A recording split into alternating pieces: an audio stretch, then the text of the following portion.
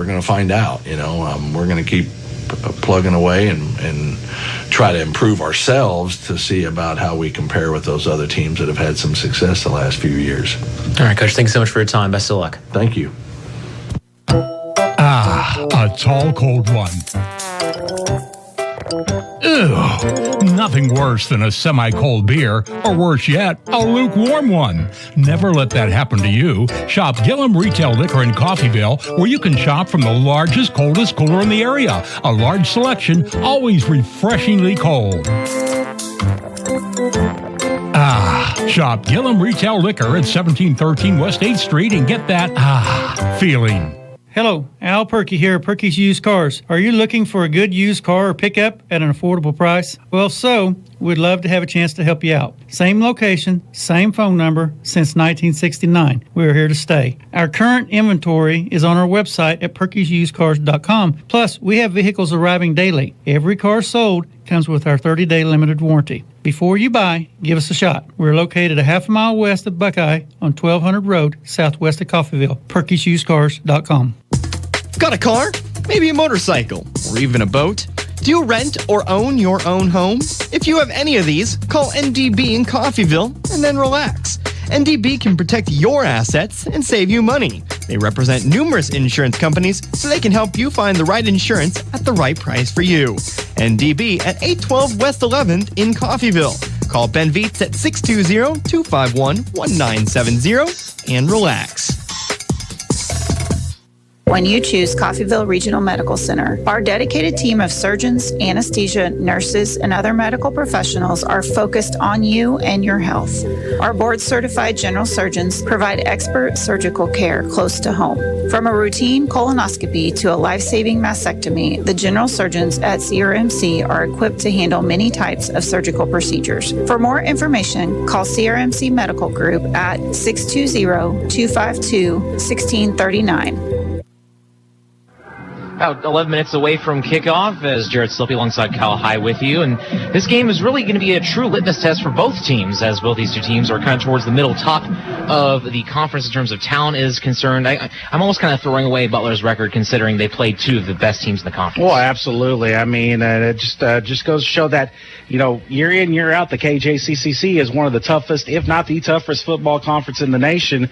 And, I mean, we got Garden City at number 3, Hutchinson at number 1, and in fact that game is going to be happening today. I do believe it's at Hutch, so looking forward to that game. Number 1, number 3 is going to be playing each other today to find out who's the best team in the state and maybe the best team in the country. And like I said, Independence number 9, they won yesterday big against Highland, and then of course Fort Scott, they're out for this year now.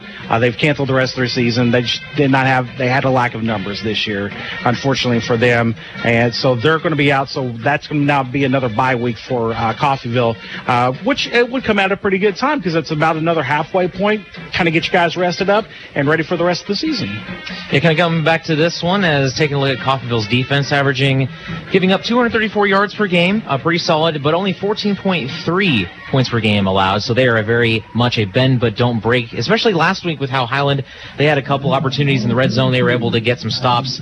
Talking about this Coffeyville Red Raven defense and what they'll need to do to stop Butler today. Well, Butler, like you said, they're still a very dangerous team, but just keep doing what you've been doing the past couple of weeks. You got the middle linebacker who's he's been all over the place this year, making plays left side, right side, up the middle. Just keep doing what you've been doing, and I think Coffeyville will be okay today.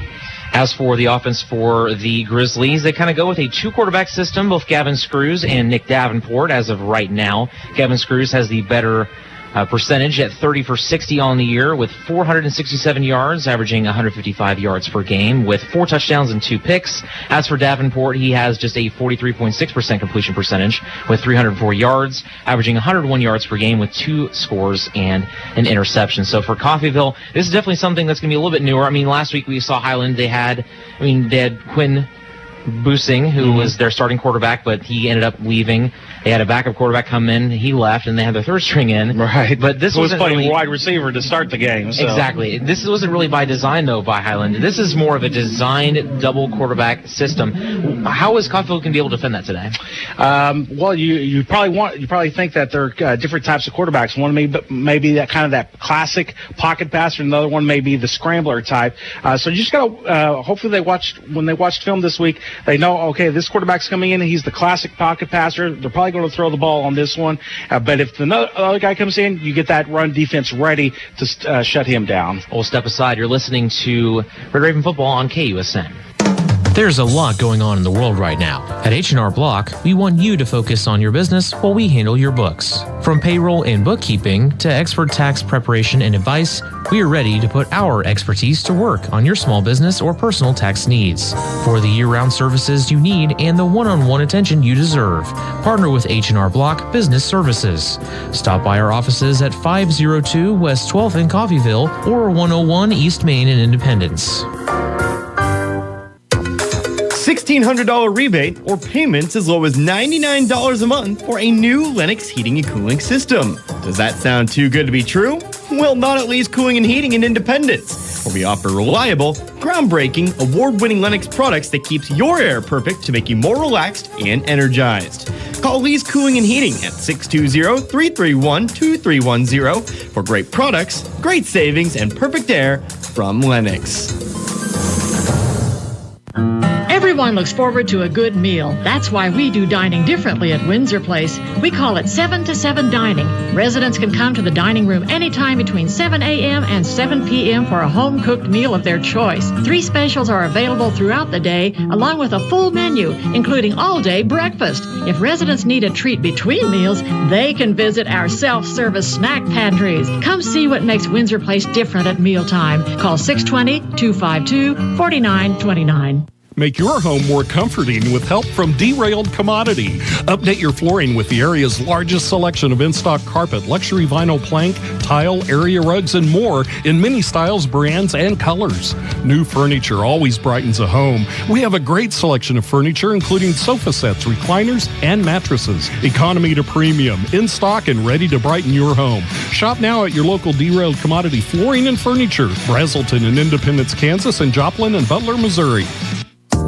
Are you ready to move forward? Spring and summer enrollment at Coffeyville Community College is now open. Whether you're looking to complete an associate's degree, technical program, or certificate, CCC can assist in your educational journey. And CCC fits your schedule with face-to-face classes and online educational options.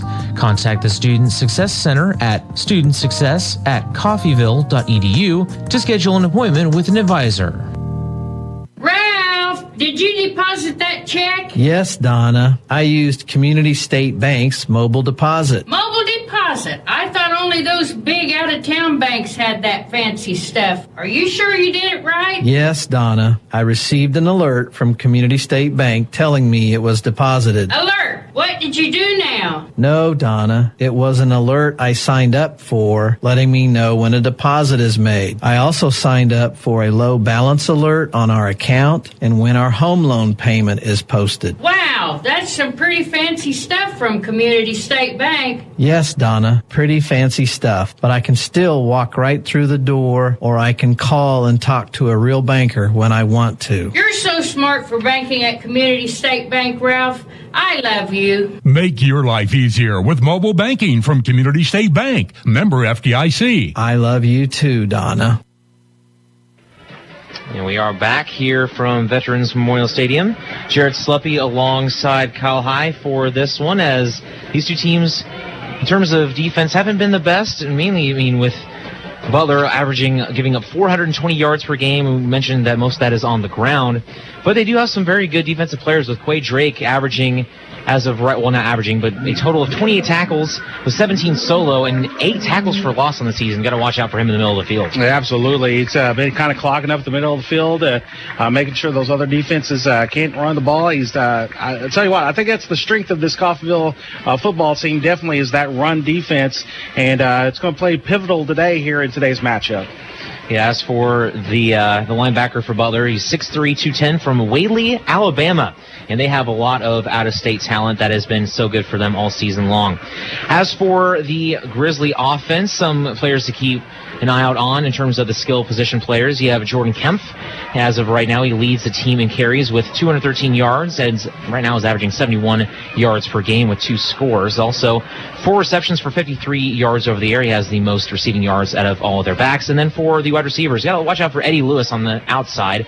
As of right now, he is averaging 118 yards a game with almost 6 catches a game, and he has 2 scores. And then Darius Lassiter, he has 3 scores, and he is averaging 51 yards per game. So for Coffeyville, what is it going to take for them to shut down this passing game for the Grizzlies? Well, like I said, just do what you've been doing all year, but you got to watch out. You don't want to let Eddie Lewis loose because, again, he's been a monster all year for them. Even with the 1-2 record, he's having a good year. He's averaging over 100 yards a game receiving, and almost a touchdown per game. Tons of catches. I think you want to kind of zone in on Lewis, and if you can shut him down, I think Coffeyville has a pretty good chance of taking home a W here this afternoon. And we'll see who Zaquan Frazier for the Red Ravens is going to guard. And same with Brendan Scott. The 2 defensive backs have been phenomenal this year. Zaquan Frazier had 2 breakups and an interception last week for the Red Ravens. He has been phenomenal all season long as a shutdown corner. We'll go and step aside once again. You're listening to Red Raven Football on US 98. I'm the adult beverage you could have had,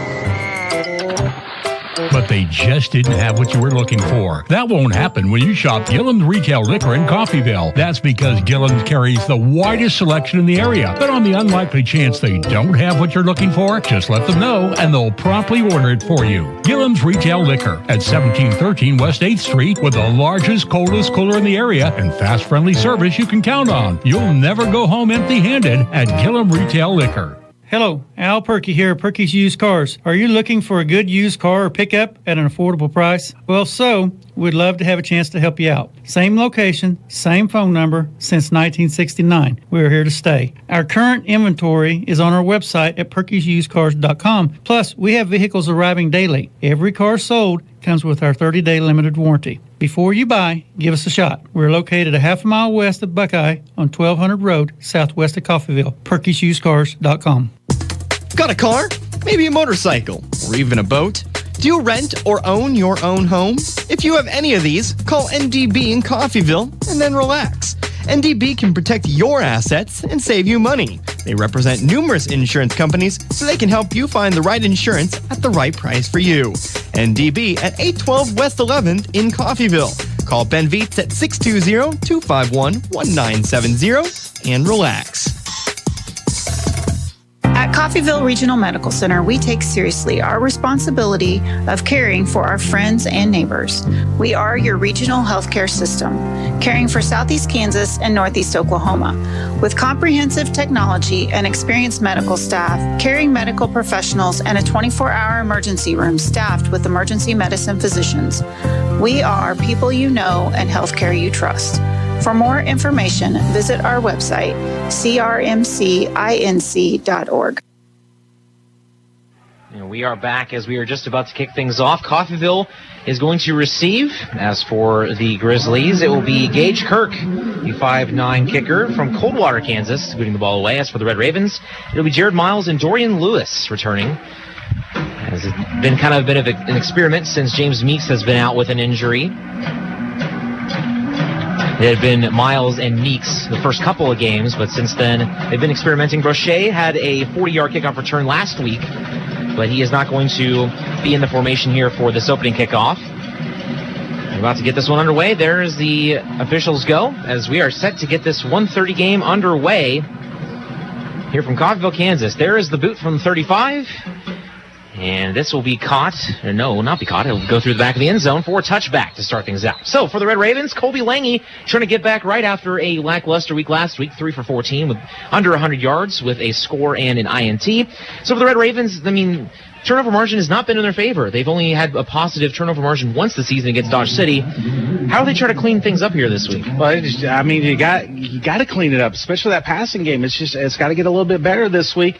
They will be going against the wind though here in this first quarter of play, so that could dampen that potential passing game just a little bit.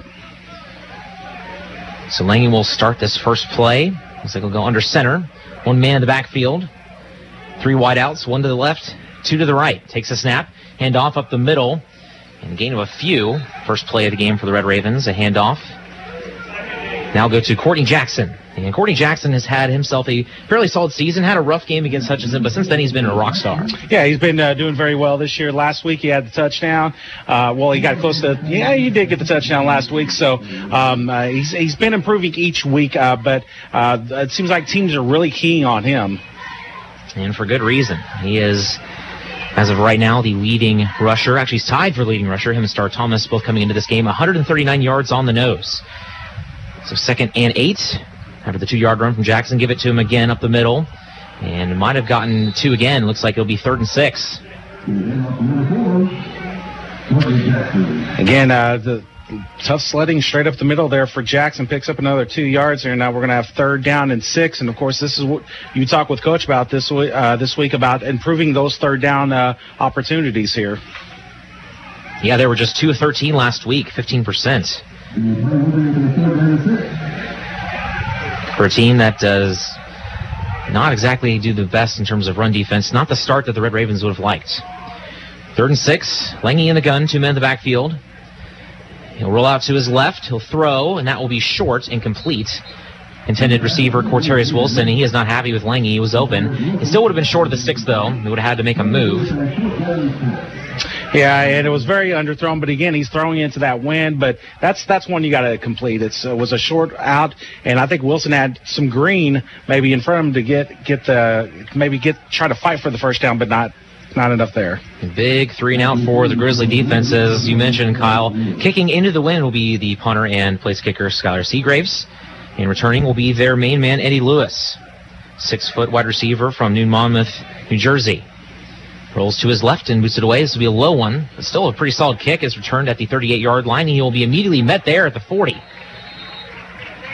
Nice tackle by Tyler Mullins. And that one came pretty close to getting blocked, but he was able to get the boot out of there and was able to get a pretty decent kick into this wind.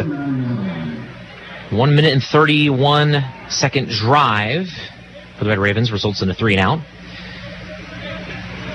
And it will be Gavin Screws starting the game for the Grizzlies. 6-foot, 206-pound sophomore from Jacksonville, Florida. By the way, it was a 33-yard punt for Seagraves.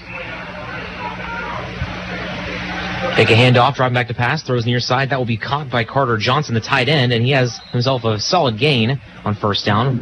It'll be a 2nd and 4 after a 6-yard gain. So 2nd down and 4 here for the Grizzlies, going straight to the pass and kind of speeding it up here.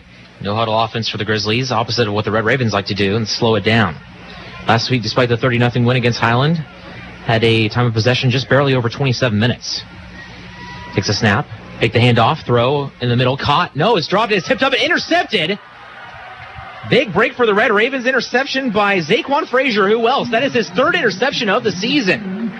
Tell you what, again, it was off the hands of Butler's receiver, and he was able to pick it off and take it a few yards back up the field, and now great field position here for the Red Ravens. That is the 3rd week in a row Frazier has had a turnover, and the Red Ravens are on the move. They are in positive territory at the Butler 48-yard line. So Lange gets some momentum from the defense once again, something that he had all week last week. They weren't really able to break away from the Scotties until about 5 minutes left in the 3rd quarter. Cutler and Jackson in the backfield. Lange under center. Man in motion is Wilson.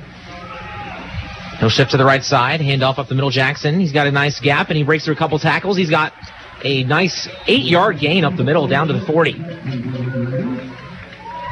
think it's just 2nd and 2 from the near side hash.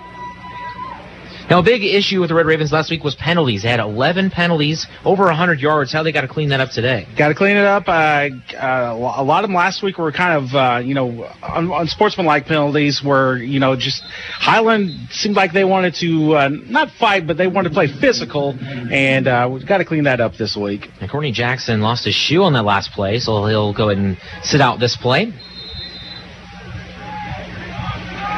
And we'll get to see Star Thomas for the first time. 30 carries for 139 yards, 2 scores, averaging 4.6 yards per carry and 46.3 yards per game. Here's a snap. Hand off to Thomas up the middle. He's got a gap, and he's got the first down to the 35, and he'll be taken down to the 34 for a gain of 6. Good start for Thomas. Absolutely. Thomas has been running well pretty much every week. He scored the only touchdown for the Red Ravens in the first week against Touch, and he's been running strong pretty much every week. I'd like to see him get the ball a little bit more. 6 foot 220 from Homer, Louisiana.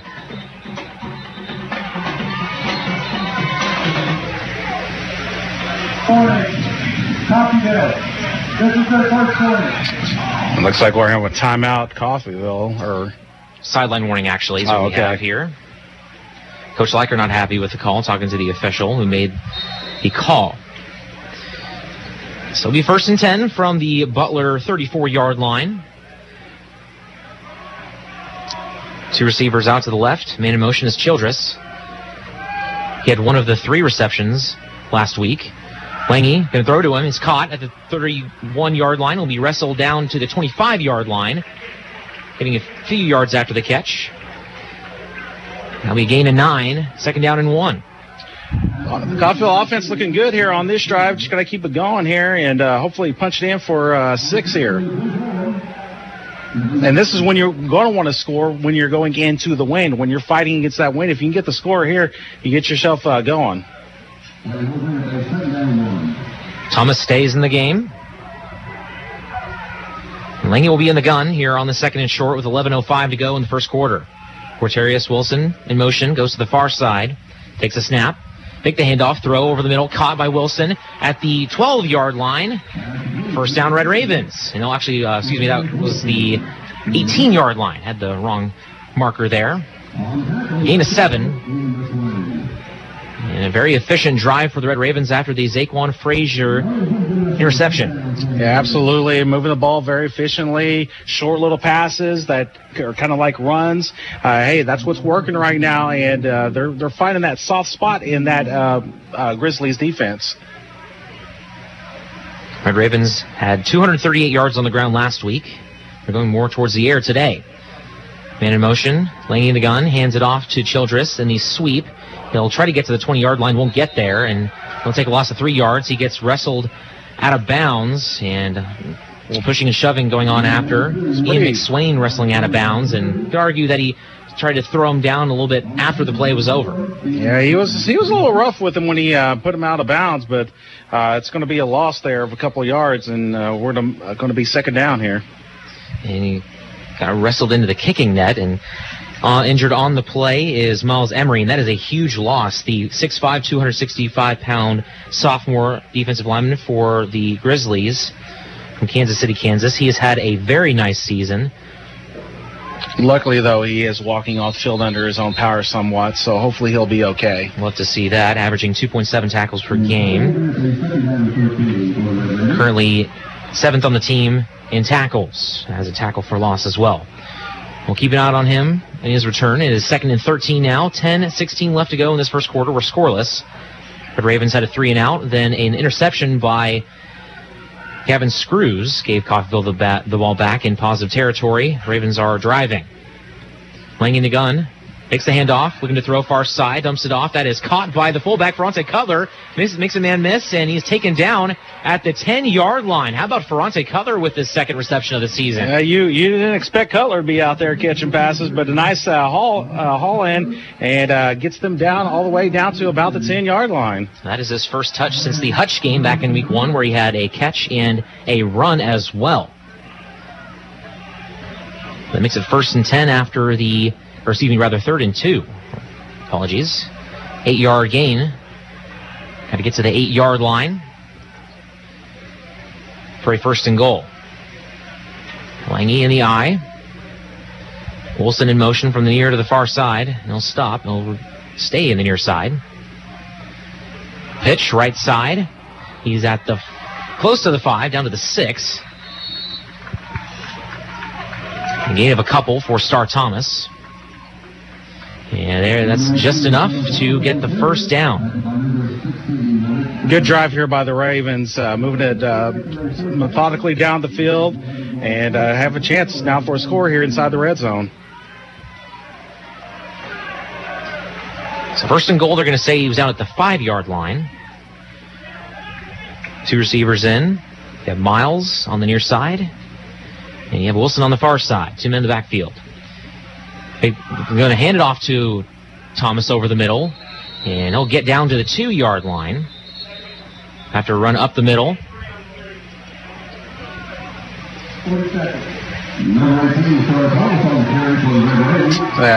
They were stuffing the line there, so he didn't really have much of a chance on that one, but did pick up a few. Fronte Cutler, the lead blocker on that play, trying to give him some room and get that much closer to the end zone. They'll say he's actually down at the 3-yard line. Thomas comes back into the game. His shoulder pad's a little out of order.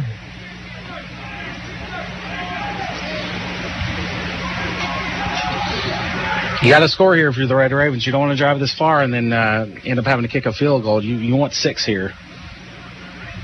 And this is actually going to be Corterius Wilson taking the direct snap. He'll keep it up the middle, or actually, excuse me, that's Thomas taking the direct snap, and he's barely going to be able to get back to line of scrimmage. Might have gained a half a yard, and it'll be 3rd and goal. Trying a little trickeration there, a little wildcat formation, but unfortunately did not get much on him. Maybe even dropped a few inches. 8:37 to go in the quarter. Lange comes back in after being out that last play.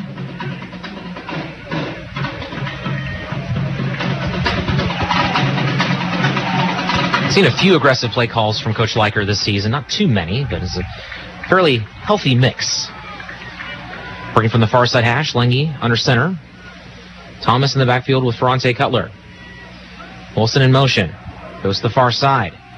Pitch, right side, Thomas. And he is into the end zone. Touchdown, Red Ravens. Just a nice pitch to Thomas and went over the right side. Had some great blocking on the line. And it's touchdown, Red Ravens. They're on the board first here this afternoon. So it is now 6-0. Red Ravens trying to hand Butler their 3rd loss of the season. And you could argue that if Coffeyville wins this one here today, that they have an argument to be in the top 10. Absolutely. Unofficially the number 12 team in the country this week. Seagraves on for the PAT, kicking directly into that strong 20-mile-an-hour south wind. Takes a snap. Kicks it through, and he is now 11 for 11 on the season. We'll step aside. Red Ravens strike first with a 2-yard touchdown run by Star Thomas. You're listening to Red Raven Football on US 98. There's a lot going on in the world right now. At H&R Block, we want you to focus on your business while we handle your books. From payroll and bookkeeping to expert tax preparation and advice, we are ready to put our expertise to work on your small business or personal tax needs. For the year-round services you need and the one-on-one attention you deserve, partner with H&R Block Business Services. Stop by our offices at 502 West 12th in Coffeyville or 101 East Main in Independence. $1,600 rebate or payments as low as $99 a month for a new Lennox heating and cooling system. Does that sound too good to be true? Well, not at Lee's Cooling and Heating in Independence, where we offer reliable, groundbreaking, award-winning Lennox products that keeps your air perfect to make you more relaxed and energized. Call Lee's Cooling and Heating at 620-331-2310 for great products, great savings, and perfect air from Lennox. Red Ravens strike first as they lead at 7-0. 2-yard touchdown run for Star Thomas. And that was a very efficient drive, wasn't it, Kyle? Absolutely. Nothing humongous play-wise, but just chucking it a little bit here and there and then just running straight up the middle. I think it was very well done by the Ravens. This is definitely the way you want to start against a strong Butler team. Returners for the Grizzlies are sitting at the 25-yard line as Seagraves kicks this into the wind, and it will be caught at the 24-yard line by Trey Eccles, and he has room to run up the sideline. He gets hit hard at the 40, and a flag comes in, and we expect this to probably come back. As Trey Eccles, the 6'1" wide receiver from Kansas City, Kansas, having a very nice season. 7 receptions for 74 yards on the year, averaging 10.6 yards per catch. Yeah, this probably come back, but it was a decent return, but they'll move it back here, it looks like.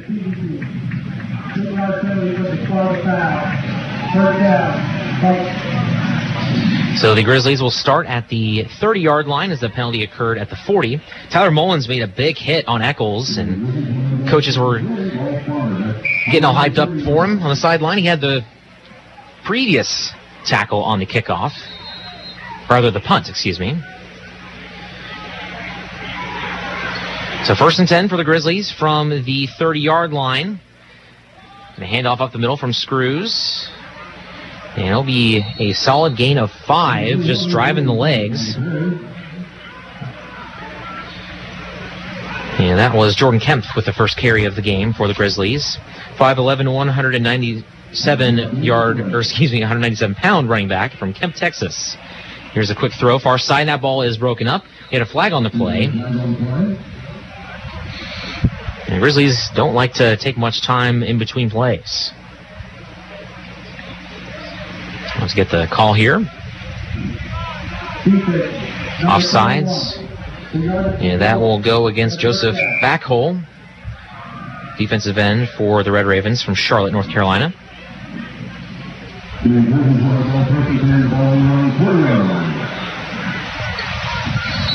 And it does result in a first down here for the Grizzlies. So now Screws from the 40 in the gun, takes a snap, comes back to pass, throws far side, caught, and immediately met by a pair of Red Ravens, that being Reese Collier and the other one being Taven Jackson. And Reese Collier, what a season he's had. He leads the team in tackles, solo tackles, and overall tackles. 36 on the year for the man from Carl Albert High School. And now a flag on this play before the snap. More movement, it looks like. Red Ravens have not faced a team that is as up-tempo as the Grizzlies are this season. Another offside. This one goes against Devin Lee. So after that short gain, it'll make it 2nd and 2. From the Coffeyville 48-yard line. Going with the wind. Screws has Kemp in the backfield. 3 receivers out to the left. Driving back to pass. Once again, Screws has some room to run if he wants it. Instead, he's going to hurl it deep. He's got a man downfield, and that will be incomplete going for Darius Lassiter. He had about a 15-yard run if you wanted it, but instead tries to go deep, and it doesn't pay off. It'll be 3rd and short. Yeah, it was... I mean, he was open, but it was just a little overthrown, and I can almost guarantee you that wind got it affected that pass a little bit. Now Keon Jackson checks in the game for the Red Ravens, and he does have some friends and family in attendance, and they're wearing some T-shirts with his name and number on the back. Got about 7 to 10 friends and family here in the crowd. He is from Las Vegas, 6'1", 285. Here's a handoff. Screws gives it up the middle, and he is immediately met by who else? Reese Collier. He is stuffed, and it will be 4th down. Nowhere to run by Tevin Petrie. 5'10" running back from Norton, Kansas. Yeah, he was just stuffed at the line. That defense did a great job just kind of clogging the middle, and he had nowhere to go. And they're going to go ahead and bring on the special teams unit as Screws comes off the field for the Grizzlies. And back to return this punt is Jacob Prochet. He has had himself a very solid season returning punts for the Red Ravens. It's averaging 8.9 yards per return. This will be possibly his 10th. That one almost looked like it was partially blocked. It might have been, and it looks like it was. He'll be rolling all the way into the end zone for a touchback as well. Wow, so that win really showing off its strength as a partially blocked punt rolls all the way into the end zone. Yeah, that thing took off. Even I think you're right. I think it may have been partially blocked, but it just shows you how hard that wind's blowing. That it really didn't affect its trajectory much, and it went out the back of the end zone. I can only imagine if that wasn't blocked, how far that would have went. It might have went through the uprights. Right. That's it, not really 20-yard line. So a 10-yard penalty against the Red Ravens, and that will be enforced from the 20, and it'll put them at the 10-yard line. There's a block in the back. So they'll work from the far hash. And Colby Lange and the Red Ravens offense are looking to add to their 7-0 lead with 6:05 left to go in the first quarter. Now the ball rolls away from the official after setting it down for the official spot. We'll have to reposition it. Might have to angle it a little bit so it doesn't keep blowing away. Right. That just shows you how hard that wind's blowing. If you set it sideways, it's just going to start rolling away from you. But I think Coffeyville's looked really good here on both sides of the ball this afternoon. Just kind of flexing some muscles here against a very good Butler team. Okay, so now they're saying that it was a penalty that occurred at the 12-yard line, so they're going to say it's half the distance. At the 6 is where they're going to mark it. Okay, so they'll move that back. Again, penalties for the Red Ravens. Had 11 last week, over 100 yards of penalties. So Lange will come out in the I from the far side hash with 2 receivers on the near side with his first down play from their own 6. Big opportunity for the Grizzlies. They get a 3 and out and get good field position with a likely to be a short punt going into the wind. Man in motion is Childress. He'll stop on the line. He'll stay in the slot. And this will be a handoff to the fullback Fronte Cutler, and that will get him a couple yards. Give the Red Ravens just a little bit of extra space. And that will make it 2nd and 8. And you remember when I was talking about Hutch about the electronic yard marker on the other side? Well, apparently we have it here in Coffeyville as well. Definitely like that. Makes it easier to see how many yards we got to go. And they're going to say that was closer to a 3-yard gain. So it'll be 2nd and 7 from the 9-yard line. Lange will be in the gun this time. Jackson in the backfield bobbles the snap, and he's going to get hit, and that is close to a safety right at the 1-yard line. He will not get the safety, and that was Quay Drake. Talked about him before the game, this 6'3" linebacker from Wadley, Alabama. Leads the team in tackles. That is his 29th on the season, and that will go down as a sack. And that will make it 3rd and a long ways. Backing all the way to the 1-yard line. 3rd and 15 to be precise, and getting some really strong gusts coming up here. Got to be really careful here. Just hold on to the ball. Just make sure you don't get tackled in the end zone. Coffeyville defense had a safety last week against Highland. They gave them a 16-0 lead. Lange under center. Going to pitch it. And he is going to get hit in the end zone, gets out of the end zone, so right back to the line of scrimmage, and it will be 4th and 15 from the 1-yard line, just exactly what the Grizzly defense needed. Yeah, absolutely there. Good job by the defense there, pushing them back to the 1-yard line, and really no chance to move the ball. Coffeyville kind of shot themselves there in the foot, picking up that penalty on the punt, and it moved them all the way back to the 6, and then the bobbled snap, and good position here now. Kicking into that win for Butler, this is not going to be great field position. This is going to be great field position for Butler. Yeah, Seagraves' heels are practically touching the end line. And they're bringing the house here. Absolutely. They have nobody back to return. They're going to punt it away. And this is not even going to get to the 20-yard line. It's going to barely get past the 10-yard line. It stops. That's going to be a 19-yard punt that stops at the 10-yard line. Wow. That is incredible, the power of that wind blowing in. And Seagraves, that's really going to hurt his totals. As of right now, he's averaging 34.1 yards per punt. He had a 46-yarder, which was his season long last week, and he's had 6 inside the 20, but this one, obviously, it's inside the 20, but the wrong 20. Right, exactly. This is what we talked about before the game, how that wind is going to affect the kicking game, and it sure did right there. Basically, just a horrendous punt for the handoff to Kemp up the middle, and he is into the end zone. One play for a touchdown for the Grizzlies, and they strike with a 10-yard score. And the Grizzlies take advantage on the first play. Kemp with his 3rd touchdown of the season. And it is now 7-6. Well, the defense set that up for the offense, and then the poor punt, which ended up being a grand total of 9 yards on the punt, and they were able to take it in on the first play, and I got a chance to tie it up here.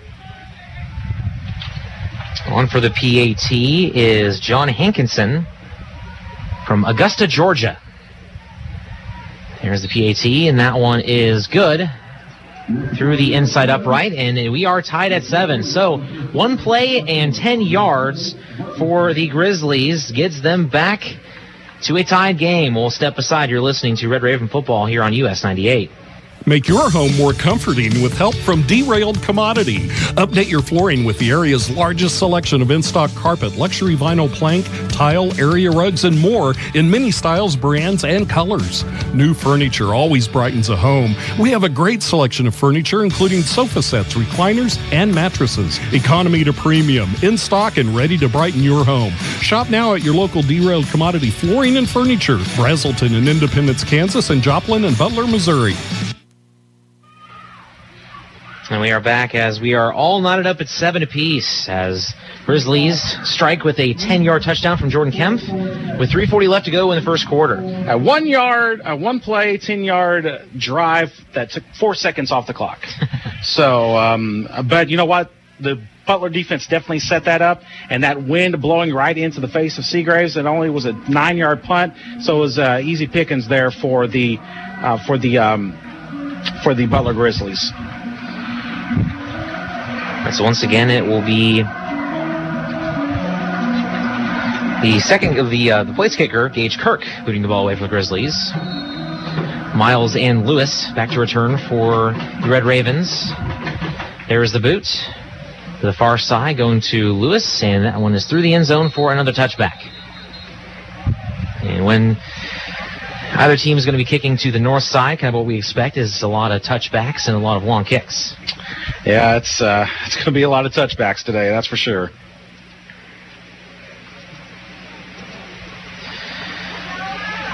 So 3 and outs are going to be a commodity for both teams when going to the north side of the field.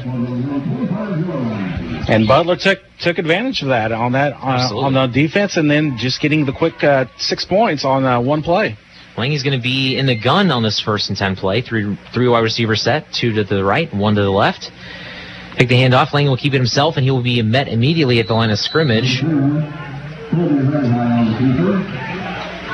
Lopetti Tapo'u with the tackle for the Grizzlies, and now some late flag on the play. Flag, yes. And this one will be against the Red Ravens, a personal foul. And that will back up the Red Ravens even more. Number 1, offense. That will be against Isaiah Taylor, the wide receiver. And that will back them all the way up to the 14-yard line.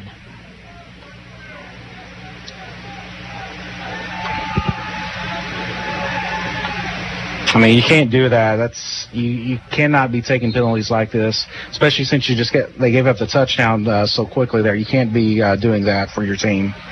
Lange under center on the 2nd and long, handoff up the middle. Jackson's able to get a few yards. 8 of maybe 4 yards, make it 3rd and 18, I believe, with 3:10 left to go in the first quarter.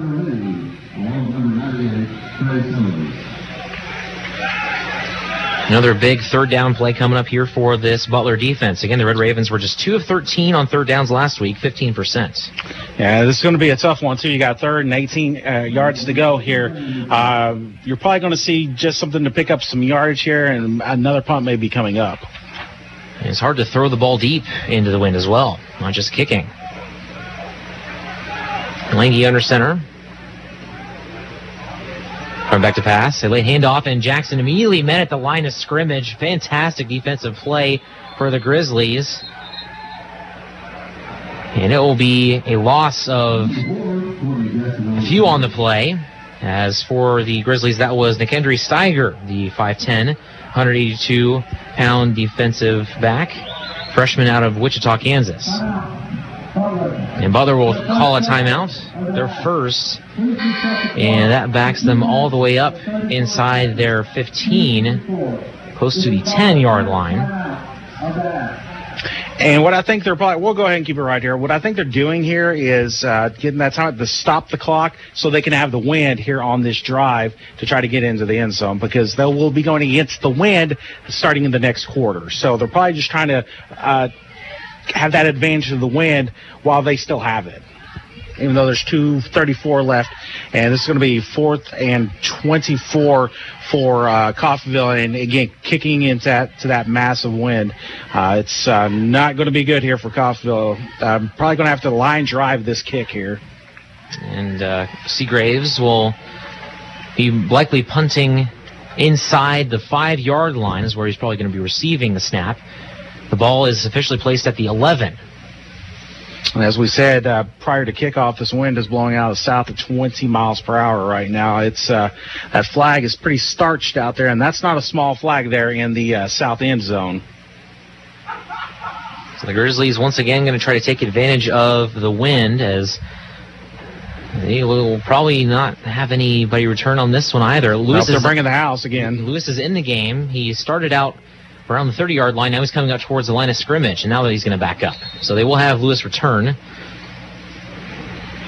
And he's going to retreat all the way to the 35-yard line to return this punt. Seagraves actually in his own end zone, rolls out to his left. Boosts that one away, a low-line drive. That'll be caught at the 40-yard line by Lewis. He'll get to the outside, stiff arm a man, and he'll be tackled down by 3 Red Ravens at the 35-yard line. So pretty good kick coverage, but still good field position for the Grizzlies. Yeah, absolutely, and smart play there by the Grizzlies, though, calling that timeout and making sure he had to kick into the wind. There's still 2:24 left to go in this first quarter. Crochet was the first man to make the tackle. And Seagraves actually had his jersey come off his shoulder pad there on that play. Ended up being a 29-yard punt, return for 5 by Lewis, and fantastic field position here as the ball is rolling away from the official again. Lewis will stay in the game. He'll be in the slot on the far side alongside Trey Eccles. And Darius Lassiter far out to the far side. Kemp in the backfield.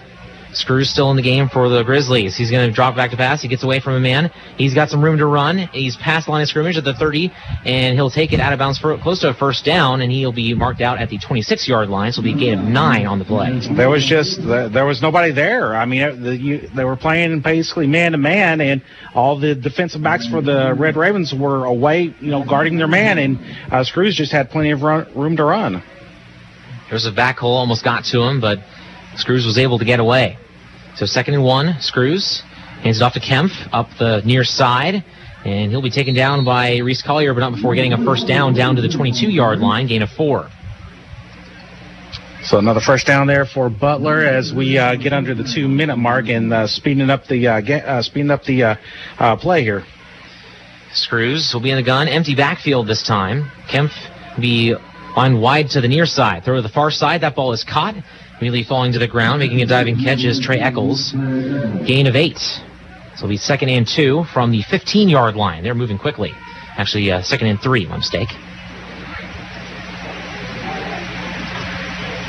Screws in the gun. Quick snap. Nice spin move by Kemp to get past a loss of 3 or 4, most likely, but he ends up gaining 1. But it'll be 3rd and short. And we have an injured Red Raven on the play. So it'll be 3rd and 2 after this injury timeout. We'll step aside. You're listening to Red Raven Football here on US 98. When it comes to nursing homes, our residents and their families would be the first to tell you Windsor Place is different. Innovative approaches like restaurant-style dining, spa bathing, intergenerational programming, and continuous staff development training make us a leader in long-term care.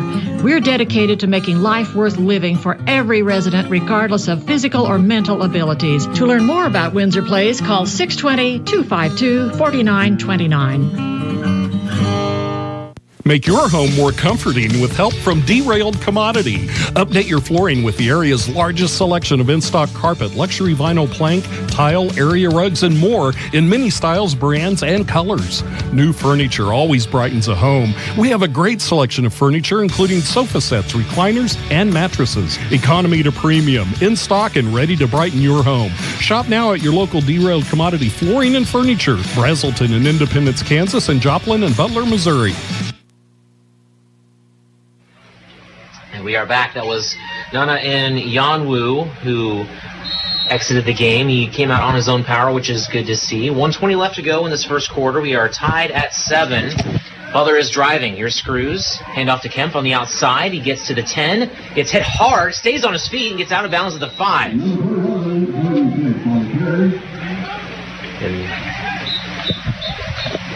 that was Abraham Kamara with the hit.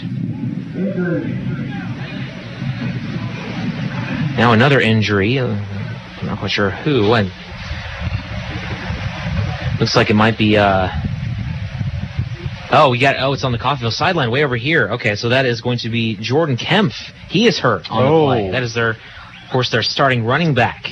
Yeah, he's been having a heck of a year this year. Coming into this ball game today, he's carried the ball for 213 yards and 2 touchdowns. So that is a definite big blow here for Butler if Kemp is unable to go anymore this afternoon. As mentioned, he took a big hit from Kamara, and he may have some head issues.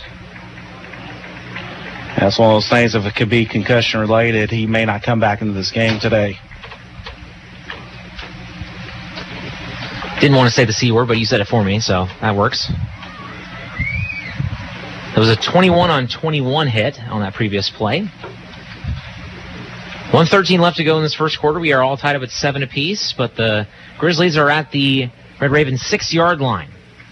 First and goal after getting the first down on that previous play, and Kemp is walking very gingerly now in the end zone. They're going to run this next play without him, with Tevin Petrie back in the game. I think they're waiting for Kemp to get to the sideline. Yeah, they're making sure he's clear of behind the end zone, which is a good idea to do here. So Screws in the gun, Petrie in the backfield. Man in motion is Lassiter going from the near side, and he's going to be shifting all over the place. Screws throwing towards the end zone, lobbing it up, and that is going to be tipped up and incomplete, intended for Carter Johnson, the 6'2 tight end. And incomplete, making it second and goal from the 6. Good play there by the defense. It was a little overthrown, but he was covered pretty well. Got his hand on it, but it was a little behind him as well, as you mentioned, Kyle, and it was a little high. So Cavante McDonald now checks in the game at running back. He'll give it to him, run up the middle. He is hit, and we're taken down inside the 5, down to the 2. That was Antavius Fish on the tackle. It'll be a pickup of about 4 yards there, and they'll make it now 3rd and goal. The Butler's going to call a timeout with 49 seconds left. They'll have 1 left for the rest of the half. Again, they're going with that wind advantage here because they're thinking if they score the touchdown here, they'll be kicking it with that wind. And pretty much anybody who's kicking south to north today is almost going to be a touchback almost each time. And as a reminder, next week, Coffeyville will be back here taking on Arkansas Baptist, as Arkansas Baptist has not really exactly been one of the more difficult teams on the Red Ravens schedule. Hoping to win this one and advance to 4-1. They got to take care of business here today. Looking at some other games next week, Highland at Butler. That'll be at 7 on Saturday. And then Dodge at Garden will be at 7 as well on Saturday. And then the other game, Hutch at Indy, 7 o'clock next Sunday. Can't wait for that. Fun game. We have Hutch and Garden going on right now. That started 30 minutes before our game did. So here we go. 3rd and goal from the 3, 49 seconds left. Screws Handoff to Kemp, who's back in the game. Can't get in the end zone. He's short, down to the 1. It'll be 4th and goal with 42 seconds left, and the clock stops. But we have a flag on the field from the far side corner. There'll be encroachments. So half the distance, keep it 3rd down, and a second chance for the Grizzlies. So good to see Kemp back in the game. We'll keep an eye out on him. Make sure that he stays in the game. Again, he was hit very hard by Abraham Kamara. Got up very gingerly and looked like it might have been a head injury of some sort. It wasn't really any limping by Kemp. He ran very strong that previous play, but ran into a couple of Red Raven defenders. So here we go, 3rd and goal from the 1. Handoff Kemp, and he is into the end zone. Another touchdown for the Grizzlies. And they now lead it 13-7, and Kemp with his second touchdown of the day. And he is having himself a solid afternoon so far, and Butler with their first lead of this game. I mean, Butler just methodically marched it down the field, a little mix of pass and throw, and now they're on top for the first time today with 36 seconds remaining here in the first quarter of play. So once again, it is going to be Hankinson on for the PAT. On its way, and it is good.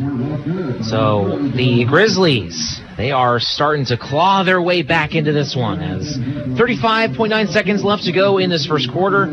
You're listening to Red Raven football here on US 98. We're going to go ahead and keep it here, actually, having some technical issues. So a very solid first quarter for this Butler offense. They've been very efficient. Kyle, how are the Red Ravens going to be able to slow this team down moving forward? You just got to hope here when you come into the second quarter that you'll get that advantage of the wind, because Butler is definitely taking advantage of that today. It's, again, not much you can do about the wind sometimes, so we'll see what happens here as we move into the second quarter play here in just a moment. Yeah, and Coffeyville got out to a strong start defensively. They were able to get an interception and then move the ball down the field regardless of what the wind had to say about it. But since then, it's been all Butler. They were able to pin the Red Ravens all the way back into their own 1-yard line, and it was only a 10-yard punt by Skylar Seagraves that gave them their first touchdown. Jordan Kemp, again, getting into the end zone with just 35 seconds left in this first quarter. Jared Sluppy alongside Kyle High. The first game of the season here at Veterans Memorial Stadium here in Coffeyville, Kansas. Here is the boot. That was an 8-play, 34-yard drive, took 1:48 off the clock. And that one's booted way out of bounds in a really poor kick by Gage Girk. That was a good 15 yards out of bounds off the far side. And, if it was a punt, it'd probably be marked down at about the 25-yard line. That was a definite shank there as it flew out of the field of play. So good starting position here for Coffeyville as they will start on the 35-yard line. And then on top of that, the win will be in their favor to start the second quarter, which will likely be in this possession. And Butler with just one timeout left in this half.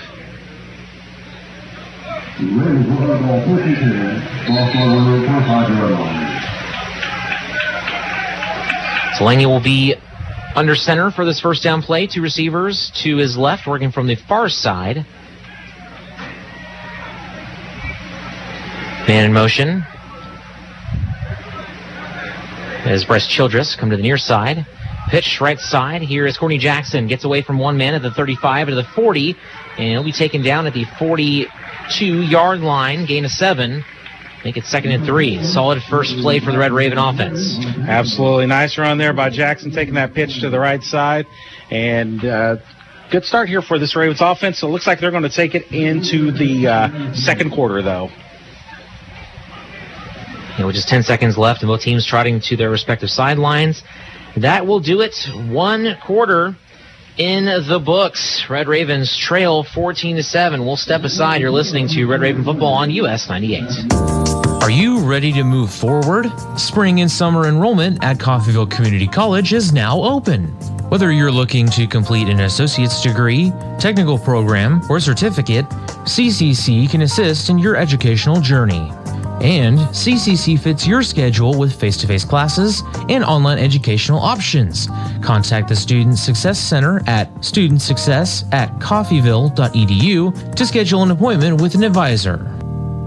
Ralph, did you pay the electric bill? Yes, Donna. I paid it using Community State Bank's online bill You payment. know you can save a lot of time using online bill pay from Community State Bank. Yes, Donna. I know, and it's really easy. Easy, too. Just log into our Community State Bank account. And sign up for Community State Bank's online bill And sign payment. up for online bill pay. Yes, Donna. We can do that for all of our And you bills. can do that for all of our bills. Yes, Donna. Community State Bank is almost as smart as you are. Well, thank you, Ralph. Glad I could help. I love you, Ralph. Community State Bank. Member FDIC. I love you too, Donna.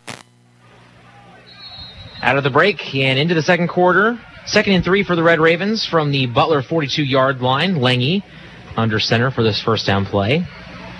Chargers in motion coming to the near side. Takes a snap, driving back to pass, throwing. And that ball will be caught, immediately hit. First down, Red Ravens. But a monster shot on the far sideline.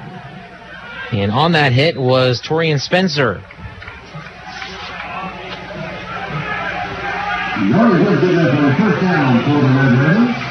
Yeah, he got smacked as he caught the ball, but again, like you said, that's a first down, Red Ravens. Martarius Wilson staying in the game after that hit.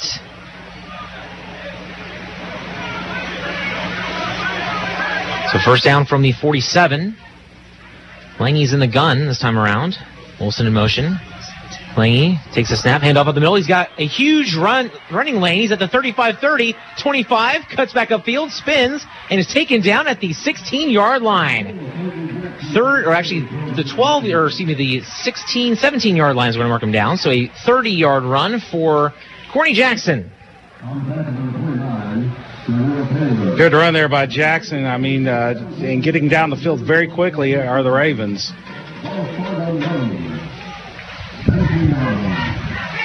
All right, so the Red Ravens are moving. Could not have asked for a bigger gap for Jackson to run through. He'll stay in the game to Lange's right, and now we'll switch over to his left.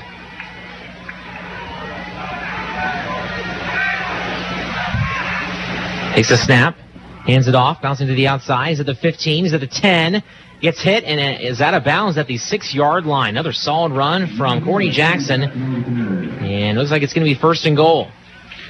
Very nice running here by Jackson as he picks up another 18 there, gets down to the 5-yard line, and Coffeyville on the doorstep right now and a chance to pull within one here.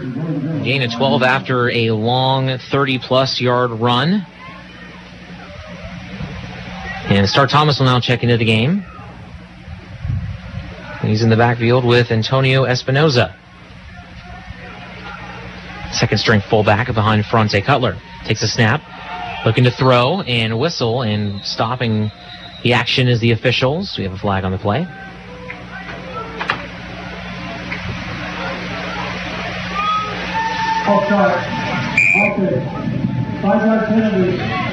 False start against the Red Ravens will back them up to the 10-yard line. It'll still be first and goal, of course.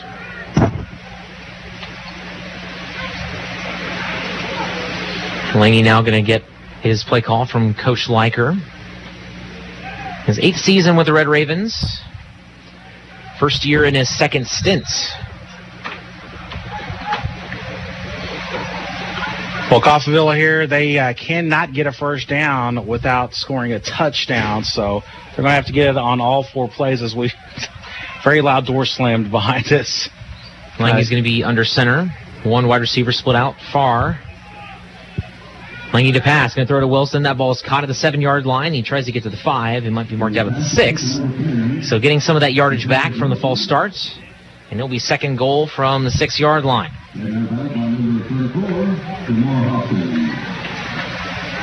For Coffeyville here, I mean, it's just second down and goal, but you got to score here. I mean, you got to answer here, especially with this wind at your back. Cameron O'Neill checks into the game at wide out. He'll go to the far side. Wilson to the near side. Working from the far side hash. 2 men in the backfield. Thomas and Espinoza.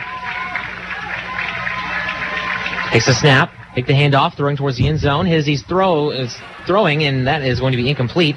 Actually looking for the tight end, Cale Harbor. 6'7", 250-pound sophomore from Shawnee, Kansas. And it will be 3rd and goal from the 6 now. That was a very interesting-looking throw there by Lange as his arm was coming forward. Looked like he may have gotten tapped at the line of scrimmage, which made it hard for Harbor to pull in that pass.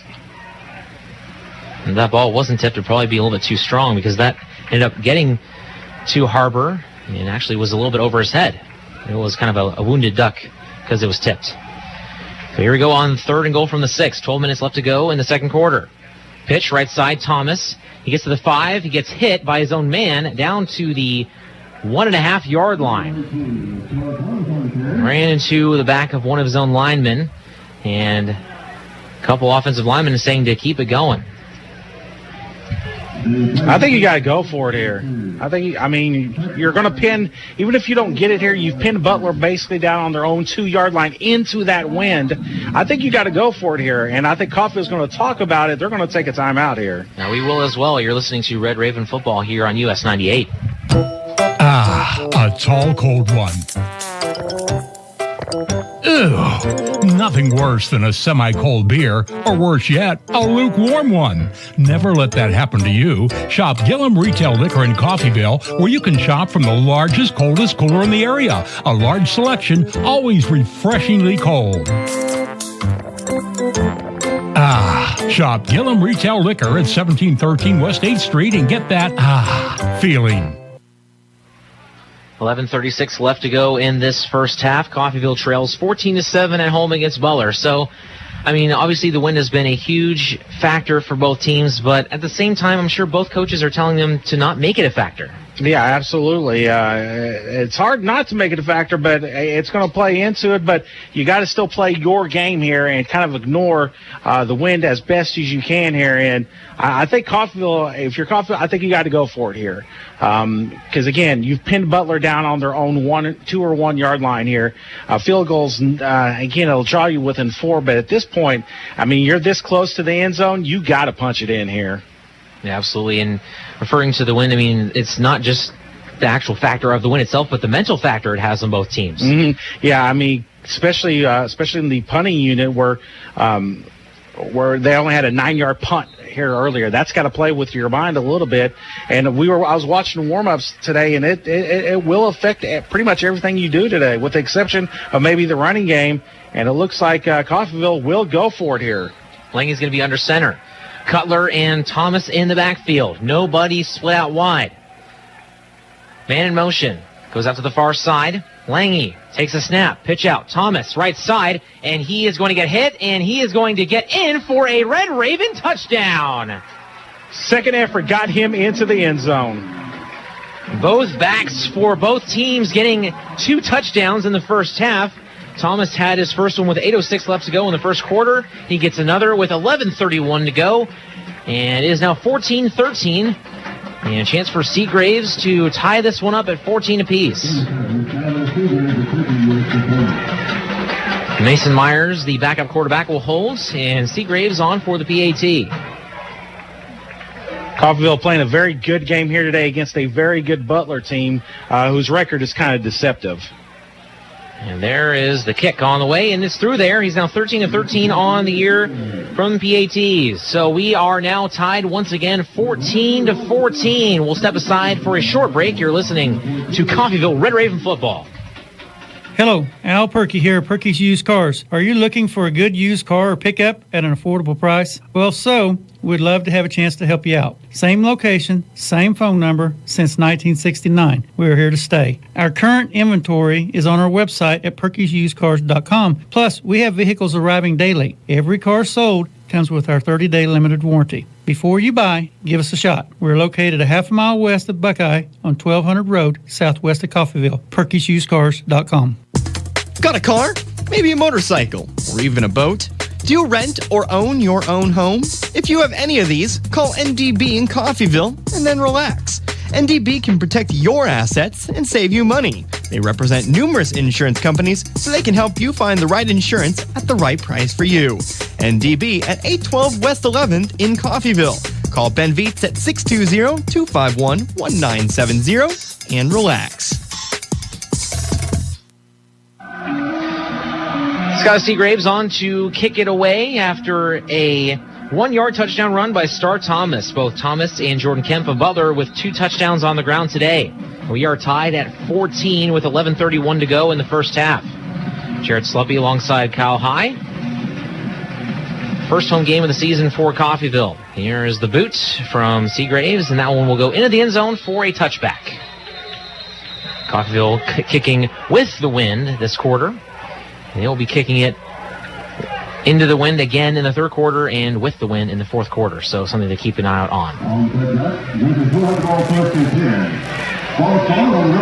Tell you what, Coffeyville looking pretty good today. Very competitive matchup. I think we kind of saw that coming today. But Coffeyville, that 2-1 record is they've deserved that record. They've done pretty well this year, and now Butler a chance to try to answer here. But now they're having to go into this wind, unlike they had to do earlier in the first quarter with a big bag flying around the field. All right, so 1st and 10. Handoff up the middle on first down to, I believe, Tevin Petrie. Gain of maybe 1. And in the game, the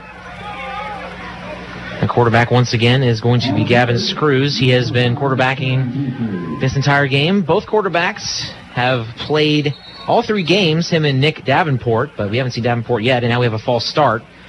That is the 3rd line of scrimmage penalty by both teams. So that'll make it 2nd and 14 after the 1-yard pickup. Petrie stays in the game in the backfield. He'll actually line up wide to the near side. And now he will go ahead and come into the backfield. Hitting the play from the sideline. Head coach Tim Schaffner, his 6th year with Butler. Pick the handoff, rolling to the right of Screws, and he is going to get hit, but stays on his feet, throws it into the air, and that's going to be picked off by Abraham Kamara. He returns to the 25, gets hit, stays alive. He's at the 15, gets to the 10, gets a block, and stumbles down at the 6-yard line, and a late flag comes in from the sideline. And we'll see what this flag is, if it's on the return or if it's going to keep the offense for Butler on the field. And Gavin Screws is still on the field, and he believes that's going to keep Butler with the football. So for the moment being, it's Abraham Kamara with the interception, the 6-foot defensive back, playing in his first game of the season.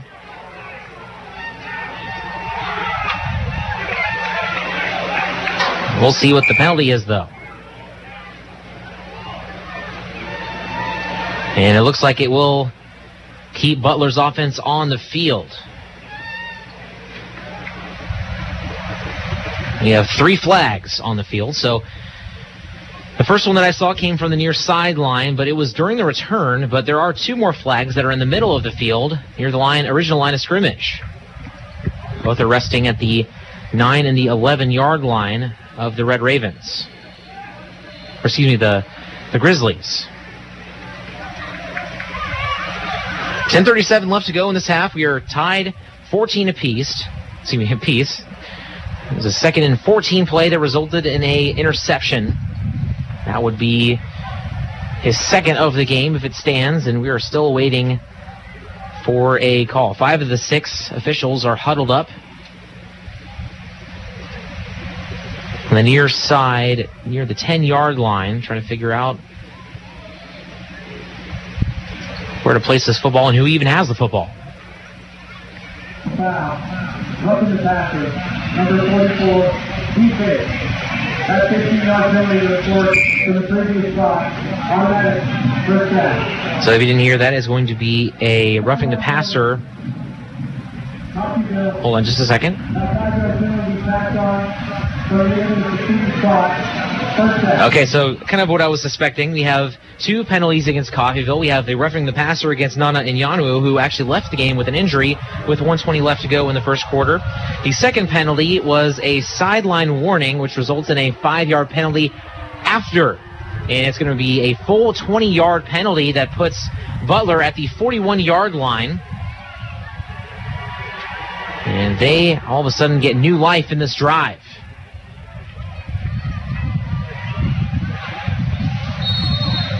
So Screws in the backfield takes a snap, hands it off. Kempf up the middle, and a gain of 2 on the first down play. Gets them to the 43-yard line.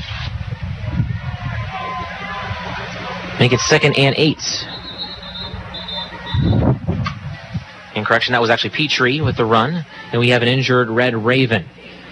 So we'll go ahead and step aside and take a brief break. You're listening to Red Raven Football on US 98. When you choose Coffeyville Regional Medical Center, our dedicated team of surgeons, anesthesia, nurses, and other medical professionals are focused on you and your health. Our board-certified general surgeons provide expert surgical care close to home. From a routine colonoscopy to a life-saving mastectomy, the general surgeons at CRMC are equipped to handle many types of surgical procedures. For more information, call CRMC Medical Group at 620-252-1639. There's a lot going on in the world right now. At H&R Block, we want you to focus on your business while we handle your books. From payroll and bookkeeping to expert tax preparation and advice, we are ready to put our expertise to work on your small business or personal tax needs. For the year-round services you need and the one-on-one attention you deserve, partner with H&R Block Business Services. Stop by our offices at 502 West 12th in Coffeyville or 101 East Main in Independence. $1,600 rebate or payments as low as $99 a month for a new Lennox heating and cooling system. Does that sound too good to be true? Well, not at Lee's Cooling and Heating in Independence, where we offer reliable, groundbreaking, award-winning Lennox products that keeps your air perfect to make you more relaxed and energized. Call Lee's Cooling and Heating at 620-331-2310 for great products, great savings, and perfect air from Lennox. As it'll be a quick throw to Eddie Lewis, and we had movement on the line of scrimmage. The injury on the previous play was to Jalen Schuler, and he came out. There'll be an offsides. So it'll be 1st and 5, or excuse me, rather 2nd and 3.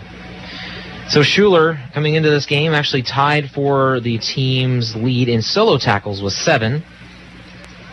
And he had 4 tackles with a half a sack and half of a tackle for loss against Highland. I'm keeping an eye on him. He was down for quite a while.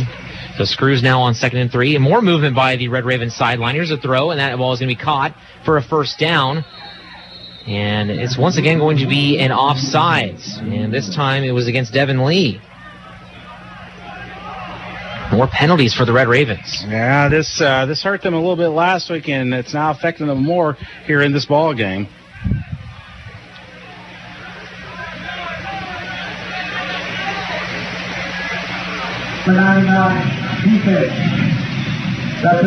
I don't think they got the number right on the field. They credit it to Keon Jackson, but that was Devin Lee who moved, and he came out after that previous play. Jackson's like, what did I do? So I'm not doing anything. Yeah, so he's staying in the game. Jackson is staying in the game. Lee is on the sideline. Now make it 1st and 10 with 10 minutes to go in the first half. Working from their own 48-yard line. Screws in the gun. We'll hand it off up the middle. And to hardly any avail with a gain of just 2. I'll make it 2nd and 8. And that run from Cavante McDonald from Manhattan, Kansas. I watched him a little bit in high school. It was a lot of fun to watch playing for the Indians. 9:23 left to go. Butler doesn't use very much time in their play clock. They take the snap. Hand off, McDonald again, goes to the outside, gets hit at the line of scrimmage. He's going to be taken down for no gain. And that stout defensive line for the Red Ravens last week really showed up and showed off itself against Highland last week. Yeah, and it's been hit and miss today, but a good job there, and to force a third down and about 8 yards to go here, and if they can force a punt here, hopefully it'll be a short punt for Butler. Eddie Lewis out wide to the far side. Darius Lassiter wide to the near side. And in the slot on the near side is Trey Eccles. Star-studded wide receiver core for the Grizzlies. They've been phenomenal all season long. Not too much going on with them here this afternoon, though. Screws back to pass. Looking to throw near side over the middle. That is caught wide open is Eccles. He's at the 25 to the 20. Taken down at the 17-yard line. Eccles could not have been more wide open on that play. Pick up 28 yards, and it'll be a first down. That was a little bit more than that. It's from their own 45 all the way down to the 17.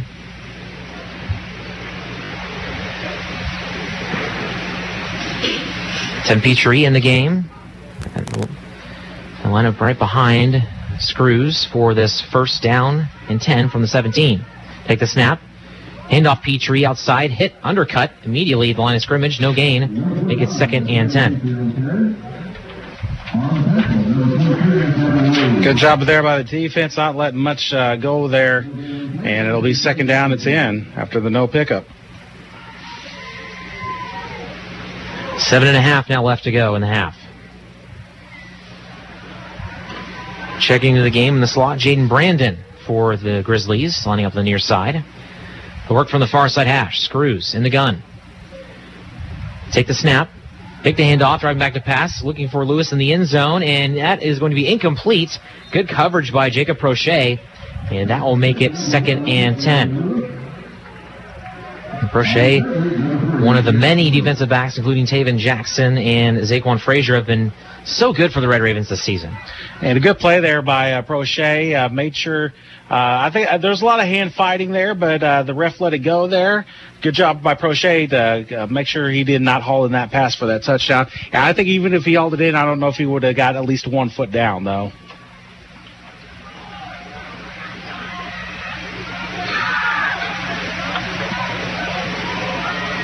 This is a team that doesn't allow more than 120 yards over the air per game. Here's a handoff up the middle. McDonald. He'll get a few. Solid run. But it'll be 4th down. And about 5 or so. And now jumping up and down the sideline is Tim Schaffner. Trying to quickly get set up here. And Coffeyville's going to take a timeout. As they were unable to get set. As it looked like Butler was trying to do a hurry-up 4th down play, try to catch the Red Ravens off guard. Yeah, that's what they were trying to do. Draw the penalty, actually. Yeah, exactly. You get that 5-yard penalty because that would have been enough to give them a first down here. So smart timeout here by Coffeyville. And now we'll see if Butler wants to try to kick a field goal here into the stout wind. As of right now, the ball's sitting on the 11-yard line. This will make it about a 28-yard field goal into that wind. It's makeable. It is makeable, but again, they were making about 35, 40 yards in the pregame warm-ups, but it's a lot different from when you have 11 guys rushing at you, so as opposed to having all the time in the world to kick. So it'd be an interesting call here if they're going to decide to go for it or if they're going to go ahead and kick the field goal.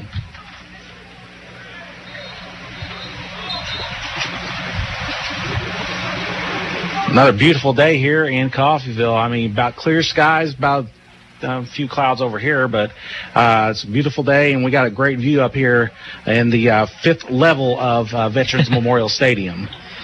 Offense comes back onto the field for the Grizzlies. 4th and 5 from the Red Raven 12. I think I'll just try to draw them off sides here, probably. Screws in the gun. Takes the snap. Looking to throw to the end zone. Throw over the middle. That's tipped and almost intercepted. And Coffeyville will get a turnover on downs.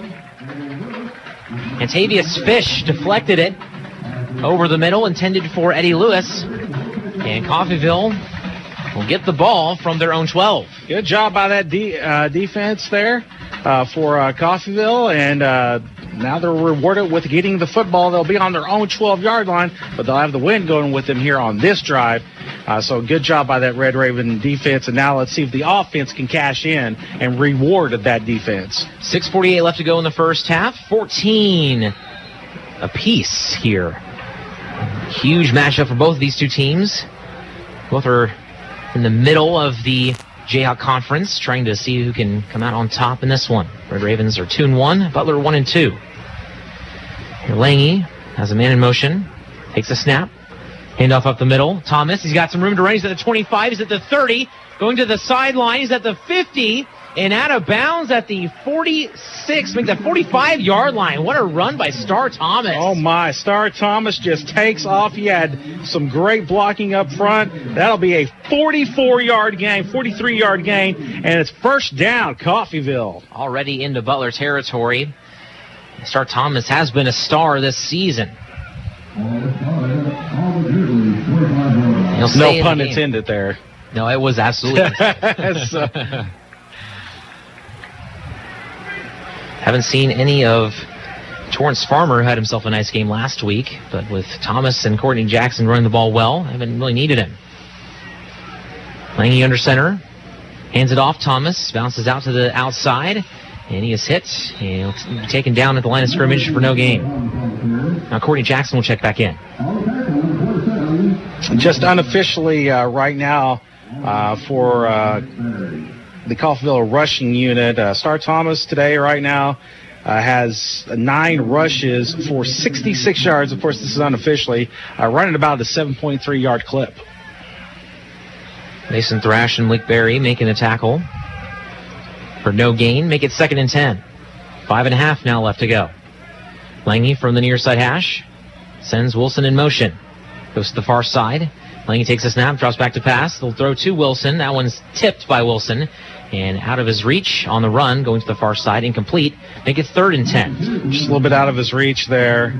I don't know. Even if he hauls it in, he's probably getting maybe 2-3 yards at the most there. Now 3rd down here. You don't want to waste this good field position. It'll be very difficult to let this drive slip away after that 43-yard run by Star Thomas to start the drive. So 3rd and 10 from the Butler 45-yard line. Lange under center. 2 receivers set. Childress in motion going to the far side. 2 men in the backfield. In the eye. Takes a snap. Take the handoff. Looking to pass is Lange. He's pressured. Goes to the near side. He's going to be taken down in the backfield by Quay Drake. Gets the sack. That is the 2nd of the game. And that will make it 4th down, and Coffeyville will have to punt it away. And you just hate to throw away the good field position, but unfortunately that's what happens. And they lost 2 yards on that play. So it's going to be now 4th down. Seagraves will have to try to pin this inside the 20. Difficult to do with the wind, but he was able to do it 4 times last week. He had 8 total punts for 300 yards against Highland. He was very busy last week. And Busing, the quarterback/kicker for Highland, he had 12 punts. And this one, he just popped straight in the air. It was a little too conservative with that kick, and it first bounced at the 30-yard line, but a great bounce. It rolls all the way down to the, how about that, to the 13-yard line. He knew what he was doing. He pooched it, let the wind take it a little bit, and then when he had a forward spin on it, so when it hit the ground, it kept going forward and forward and forward, and we'll get the final spot on that. Again, it's going to be down to the 13-yard line, and that's where Butler will start after that, as we get the final total of that. That is a 34-yard punt by Seagraves. And as mentioned, that first bounce was right at the 30, so it seemed like, if he was relying too much on the bounce, if it bounced forward, then that kind of goes out the window. So I got to be careful with that a little bit, but it works out this time as it rolls 17 yards. First snap for Screws. He's a quarterback keeper, and he's going to get hit at the 20 and gets out of bounds, or not near out of bounds, at the 21-yard line, so a gain of 8. And Screws, sneaky speed. He's been able to have a couple of breakaway runs. Yeah, he doesn't look like the fastest guy out there, but he's definitely kind of shifty out there. 6'2", 206. Sophomore from Jacksonville, Florida. Actually, is that not that Nicholas Davenport that's quarterback right now?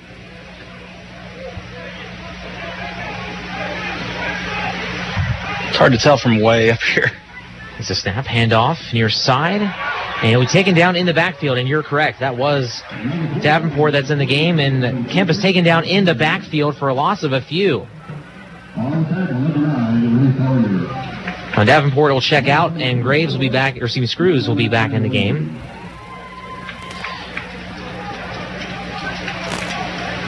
Drops them all the way back to the 17. So that will make it 3rd and about 7 or 6.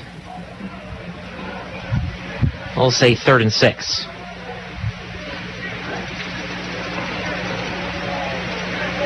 Screws in the gun, 3 receivers set, all to the far sideline. Drive back to pass, throw over the middle. That is going to be tipped and incomplete as the intended target, Johnson, was hit hard after he dropped it. And that was Brendan Scott with the big hit, and that will make it 4th down and 6. And now the Grizzlies will have to punt into that harsh wind now. Got to watch out there sometimes. Sometimes ref will get a little flag happy with that hit. But again, here we go, a punt straight into that wind. And Coffeyville should end up with some pretty good field position here. And Prochet is starting out at the 45-yard line. See if he can return this one. Again, he's had a solid season returning punts for the Red Ravens. Now, low snap goes through his legs, and it's into the end zone. And Green will have to get it out through the back of the end zone. It's going to be a safety. So the Red Ravens take the lead 16-14, and they'll get the ball back. Yeah, but it's going to be a safety, and Coffeyville will have the football, and now a 2-point lead. So the second week in a row, Coffeyville has not only had a safety, but had a safety that gives them 16 points. Yeah, so, again, good. The defense didn't do much there, but again, caused enough pressure, though, to cause that safety. And now Coffeyville on top and still have about 3 minutes, a chance to score. So Jaden Green unable to field the low snap. It goes through his legs through the back of the end zone. And Coffeyville takes the lead 16-14. 2:51 left to go in the half. And for the Red Ravens, they'll get to return a free kick from the 20-yard line. Kicking into that wind once again. Exactly, yes. So they'll have some good field position likely for this next drive. And Prochet is in to return along with Dorian Lewis coming out of that huddle. And Butler taking some extra time here. So for Coffeyville, taking advantage. See if they can't possibly make it a 2-possession game. I think Coach Liker's got to like the way his teams play. There's been a few issues here with penalties, but overall, he's got to be pleased with the way his defense has played this afternoon. And the offense is starting to come alive well. That rushing attack, that was one of the things we talked about at the start of this game. Coffeyville's got to get that rushing attack going because I think Butler's a little soft there on the run defense. And coming into today's game, giving up 338 yards per game on the ground. And under 100 over the air. So here is the free kick from Gage Girk. It's a little squibber and is returned at the 45-yard line by Andrew Schackenberg. And he just falls on it. Gets to the 40-yard line, and Jeff Liker now trying to talk to the official here. He is not happy.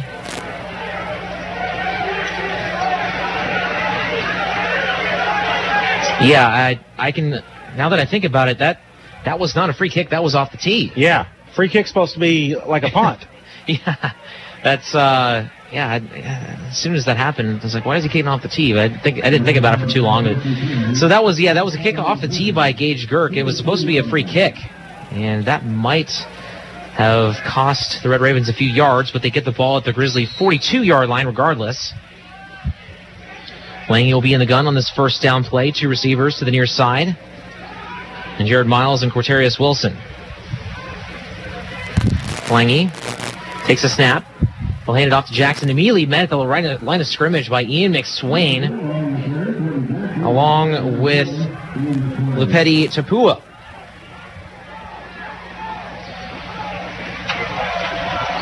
Loss of 3 there for Jackson. And it'll now be second down as we count under 2.5 remaining here in the second quarter of play.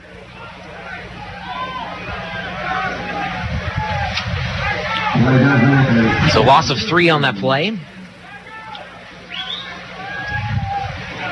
Cameron O'Neill checks in at wide out. Langy will now be under center. Wilson in motion. He stops. It's in the slot on the near side. Takes a snap. Langy pitch. Far side Jackson gets some blocks. That might have been a block in the back, and there's the flag for it. And Jackson gets a run of 3 yards, and that was an illegal block by the wide out Cameron O'Neill. And we have an injured Grizzly, and that's Mason Thrash, the linebacker from McPherson, Kansas. And on that play was O'Neill, who ran backwards to make that hit. The rule is you have to make a block moving forward, moving up the field instead of back. So we'll step aside for this injured. Oh, we'll go and keep it here. Looks like he's getting up here. So that block will cost Coffeyville some yardage. Blindside block, number 13, offense. That 15-yard penalty forced the previous spot. So that will be a 15-yard penalty, and that might stall out this drive. We'll see if Coffeyville can't get another big run here. Had a 43-yarder on the previous drive by Star Thomas, and then right after that, Coffeyville couldn't get any more yardage.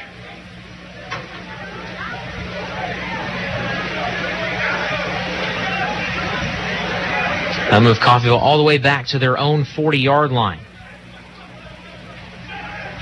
And I'll make it second in a country mile. 28 to be specific.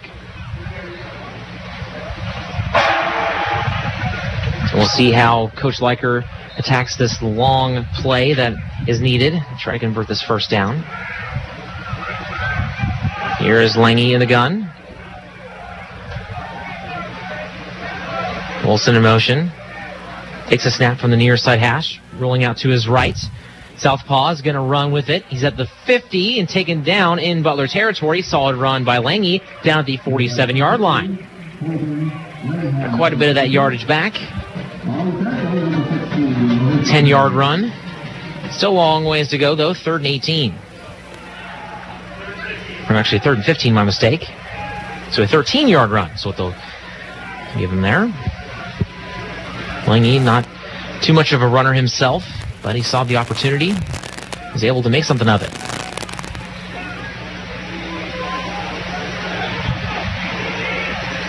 Langy now under center in the eye. 2 wide receivers to his left. Childress in motion. Go behind Langy.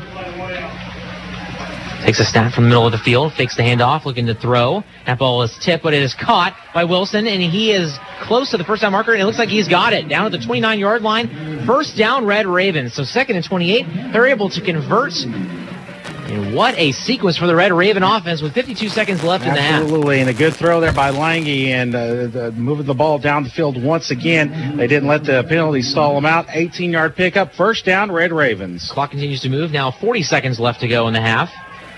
Again, from the 29-yard line, quick substitutions for Butler. Here's the throw. Far side, that one's low and incomplete. Langy had a wide open man, and that was Bryce Childress, but it was too low, incomplete.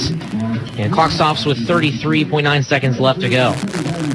Coffeyville leads 16-14 thanks to a low snap through the back of the end zone on a punt attempt. A free kick wasn't a free kick. They kicked it off the tee. Somehow got away with that, but Coffeyville trying to convert and extend their lead going into the break. Again, 34 seconds left to go. Langy under center. One man in the backfield.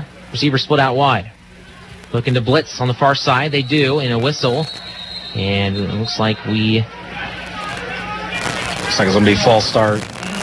Yeah, that is correct. False start, Coffeyville. I believe that was Terrence McLean who moved. 6'4" lineman. Sophomore out of Sumter, South Carolina. 295 pounds. 33 seconds. Please take the kick off the clock. Please take the kick off the clock. The officials are wanting to take the tenths off the clock. They just want 33 seconds left. That's what they want. You don't see the tenth of a second very much in football. No, but we've seen it in back-to-back weeks now. Yes. Lange will be under center here. Again, 33 seconds left. 2nd and 15. From the 34-yard line. Takes a snap. Lange fakes the handoff to nobody. Rolls to his left. Going to dump it off to Ferrante Cutler, the fullback. He gets hit out of bounds near the 27-yard line. So gave a few. And getting back that false start yardage. That will make it 3rd and 9. 27 seconds left.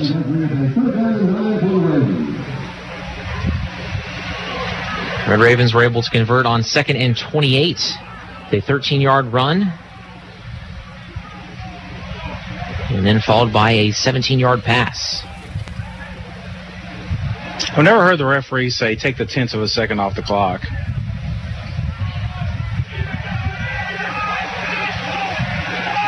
Lange under center. 3rd and 9. Near side hash. Takes a snap. Takes the handoff. Drawn back to throw over the middle. And that is going to be picked off. And that is Ian McSwain. He's going to the far sideline. He's at the 30. And he's going to be pushed out of bounds by Courtney Jackson at the 37-yard line. And what a turn of events for this Butler defense with 14 seconds left.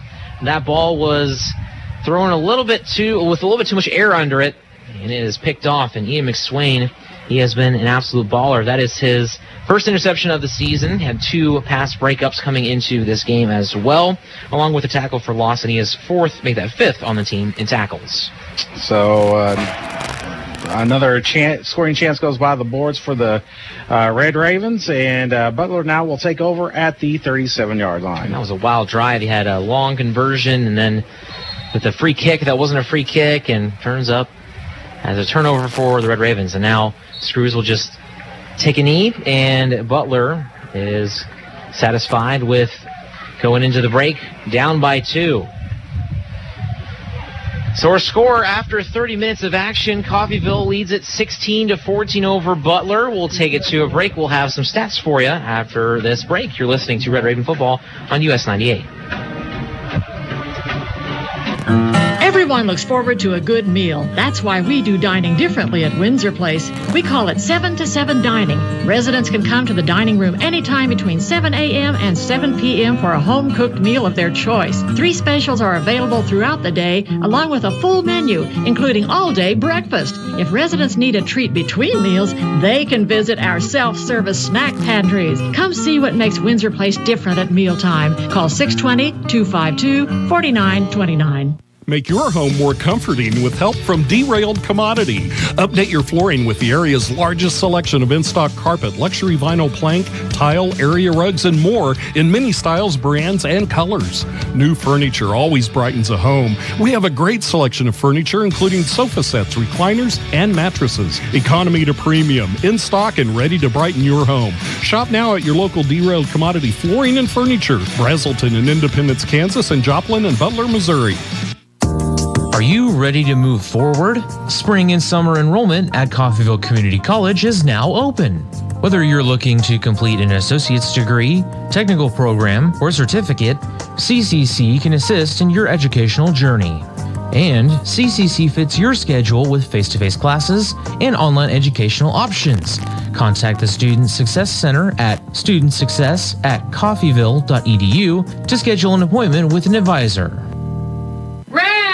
Did you deposit that check? Yes, Donna. I used Community State Bank's mobile deposit. Mobile deposit? I thought only those big out-of-town banks had that fancy stuff. Are you sure you did it right? Yes, Donna. I received an alert from Community State Bank telling me it was deposited. Alert! What did you do now? No, Donna. It was an alert I signed up for, letting me know when a deposit is made. I also signed up for a low balance alert on our account and when our home loan payment is posted. Wow, that's some pretty fancy stuff from Community State Bank. Yes, Donna, pretty fancy stuff, but I can still walk right through the door, or I can call and talk to a real banker when I want to. You're so smart for banking at Community State Bank, Ralph. I love you. Make your life easier with mobile banking from Community State Bank. Member FDIC. I love you too, Donna. I'm the adult beverage you could have had, but they just didn't have what you were looking for. That won't happen when you shop Gillum's Retail Liquor in Coffeyville. That's because Gillum's carries the widest selection in the area. But on the unlikely chance they don't have what you're looking for, just let them know and they'll promptly order it for you. Gillum's Retail Liquor at 1713 West 8th Street, with the largest, coldest cooler in the area and fast, friendly service you can count on. You'll never go home empty-handed at Gillum Retail Liquor. 16-14, Coffeyville leads after 30 minutes of action. Jared Sloppy alongside Cal High with you. And this has been a very strange first half, I would say, with that wind really just playing a major factor. Absolutely. It's been bizarre, to say the very least. But if you're a Coffeyville fan, you're enjoying the outcome so far. Up 16-14 after a safety that was snapped over the punter's head, and he just, instead of messing around with it, you just kicked it out of the back of the end zone, pick up the safety. It's better than giving up a touchdown there. And as of right now, again, Coffeyville up 16-14. And like I said, you got to be happy with the outlook if you're a Coffeyville fan, and if you're a Butler fan, you're not too worried about it as of right now too. It's just a 2-point lead. Yeah, I think a huge thing here is taking a look at the stats. 1856 for time of possession for the Red Ravens, and Jeff Fleiker's really emphasized on that for this season. And, Kyle, I mean, what's something else that's really standing out to you here on the stats? Well, we're getting a two-headed attack here from Coffeyville rushing-wise. Star Thomas with 65 yards rushing. Courtney Jackson with 62 yards rushing. Not much after that, but Thomas has both touchdowns for Coffeyville this afternoon, and that's why I keep saying every week, give him the ball a little bit more. I think he can do some damage here.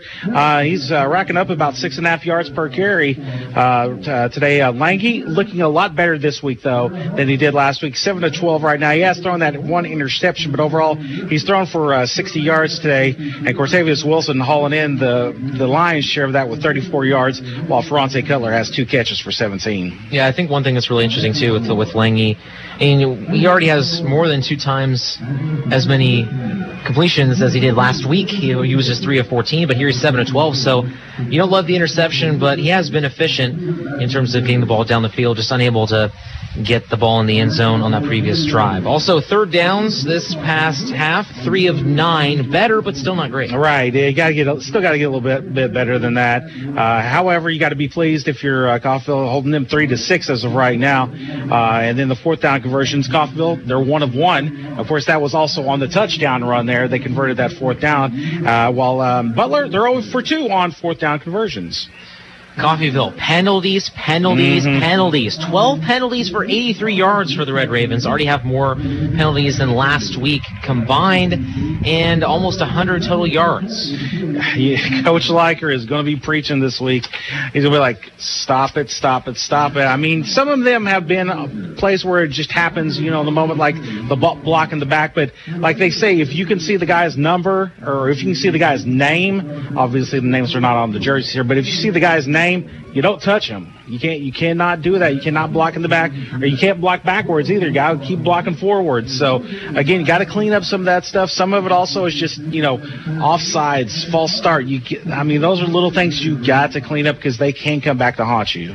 Yeah, I mean, talking about Butler's offense, they haven't really been doing much in terms of total offense, only 83 yards, but they've been getting the ball in positive territory. They capitalized on that, had a 14-7 lead in the first quarter, and their first possession that they were able to score on, they had the ball at the 10-yard line to start out, because, of course, only a 9-yard punt from Skylar Seagraves, and the next one they also had really good field position, and they were able to score on that as well. So Gavin Screws is only 4 for 10, 46 yards over the air with his interception, and then on the ground you have Jordan Kemp with 7 carries for 25 yards and 2 scores. He left the game, he came back, and he was able to score that second touchdown. So not really that efficient for him either. I mean, only 3.6 yards per carry. Yeah, they're holding them down pretty well. A lot of those, one of those scores came down when the ball was like on the 10-yard line, and he was able to get kind of the easy score off the short punt. But otherwise, that has been his longest run of the day today. So you take away that, he basically has 19 yards rushing finishing on 6 attempts. So great job by the Coffeyville defense shutting down the run somewhat. Yeah, I think if you're Butler, you're very happy that you're only down by 2, getting only 83 yards and then allowing almost 200 yards of total offense. So the Red Ravens just going to need to capitalize in positive territory in the second half, especially the fourth quarter when the wind will be in their favor once again. So they'll try to hold down the fort in the third with the wind once again not helping them, and Coffeyville was really unable to really do much with the wind in their favor. Yeah, and they didn't have the ball that much, though, in the second quarter, it seemed like. It seemed like that Butler had the lion's share of the time there, and in the second quarter, just kind of looking at it real quick, at some of the other team stats as we look here. Right now, Coffeyville, though, does lead the time of possession. They've had it for nearly 20 minutes to Butler's 10 minutes. So 1947 to 10-13. So, again, it's been a good game for Coffeyville as of right now. Very close matchup, and I think a lot of people thought this could be a milestone game for Coffeyville, that Butler, even though they're unranked, they did start the year ranked at like number 9. I think it was number 9 actually, and they're still a very good team. And I think if Coffeyville, if they win this week, this may get them into the top 10 in the nation this week, which is a big improvement over last year for this Red Ravens squad. And they're looking pretty good this afternoon. Definitely excited to see what's going to happen here in the second half. Absolutely. We'll step aside. You're listening to Red Raven football here on US 98. Hello, Al Perky here, Perky's Used Cars. Are you looking for a good used car or pickup at an affordable price? Well, so we'd love to have a chance to help you out. Same location, same phone number since 1969. We're here to stay. Our current inventory is on our website at perkysusedcars.com. Plus, we have vehicles arriving daily. Every car sold comes with our 30-day limited warranty. Before you buy, give us a shot. We're located a half a mile west of Buckeye on 1200 Road, southwest of Coffeyville. perkysusedcars.com. Got a car? Maybe a motorcycle? Or even a boat? Do you rent or own your own home? If you have any of these, call NDB in Coffeyville and then relax. NDB can protect your assets and save you money. They represent numerous insurance companies, so they can help you find the right insurance at the right price for you. NDB at 812 West 11th in Coffeyville. Call Ben Vietz at 620-251-1970 and relax. At Coffeyville Regional Medical Center, we take seriously our responsibility of caring for our friends and neighbors. We are your regional healthcare system, caring for Southeast Kansas and Northeast Oklahoma. With comprehensive technology and experienced medical staff, caring medical professionals, and a 24-hour emergency room staffed with emergency medicine physicians. We are people you know and healthcare you trust. For more information, visit our website, crmcinc.org. There's a lot going on in the world right now. At H&R Block, we want you to focus on your business while we handle your books. From payroll and bookkeeping to expert tax preparation and advice, we are ready to put our expertise to work on your small business or personal tax needs. For the year-round services you need and the one-on-one attention you deserve, partner with H&R Block Business Services. Stop by our offices at 502 West 12th in Coffeyville or 101 East Main in Independence. $1,600 rebate or payments as low as $99 a month for a new Lennox heating and cooling system. Does that sound too good to be true? Well, not at Lee's Cooling and Heating in Independence, where we offer reliable, groundbreaking, award-winning Lennox products that keeps your air perfect to make you more relaxed and energized. Call Lee's Cooling and Heating at 620-331-2310 for great products, great savings, and perfect air from Lennox. Make your home more comforting with help from Derailed Commodity. Update your flooring with the area's largest selection of in-stock carpet, luxury vinyl plank, tile, area rugs, and more in many styles, brands, and colors. New furniture always brightens a home. We have a great selection of furniture, including sofa sets, recliners, and mattresses. Economy to premium, in stock and ready to brighten your home. Shop now at your local Derailed Commodity Flooring and Furniture, Brazelton in Independence, Kansas, and Joplin and Butler, Missouri. And we are back as the Coffeyville men's basketball team was in action last night, and they were able to win the national championship 108-99 as they were showing off their championship trophy. They are on the court as of right now. They are taking some pictures, and I was there last night. It was so much fun. It's such a great game, and even when Coffeyville had a 23-point lead, it still didn't feel like it was enough because Cali are so fast. They move the ball up so quickly. They press you, they defend you, and it was really a great matchup, and it was very fantastic to see both teams coming from the same conference. It was the first in-conference battle since 1953 between El Dorado Junior College and Arc City Junior College, which of course are now referred to as Butler and Cali.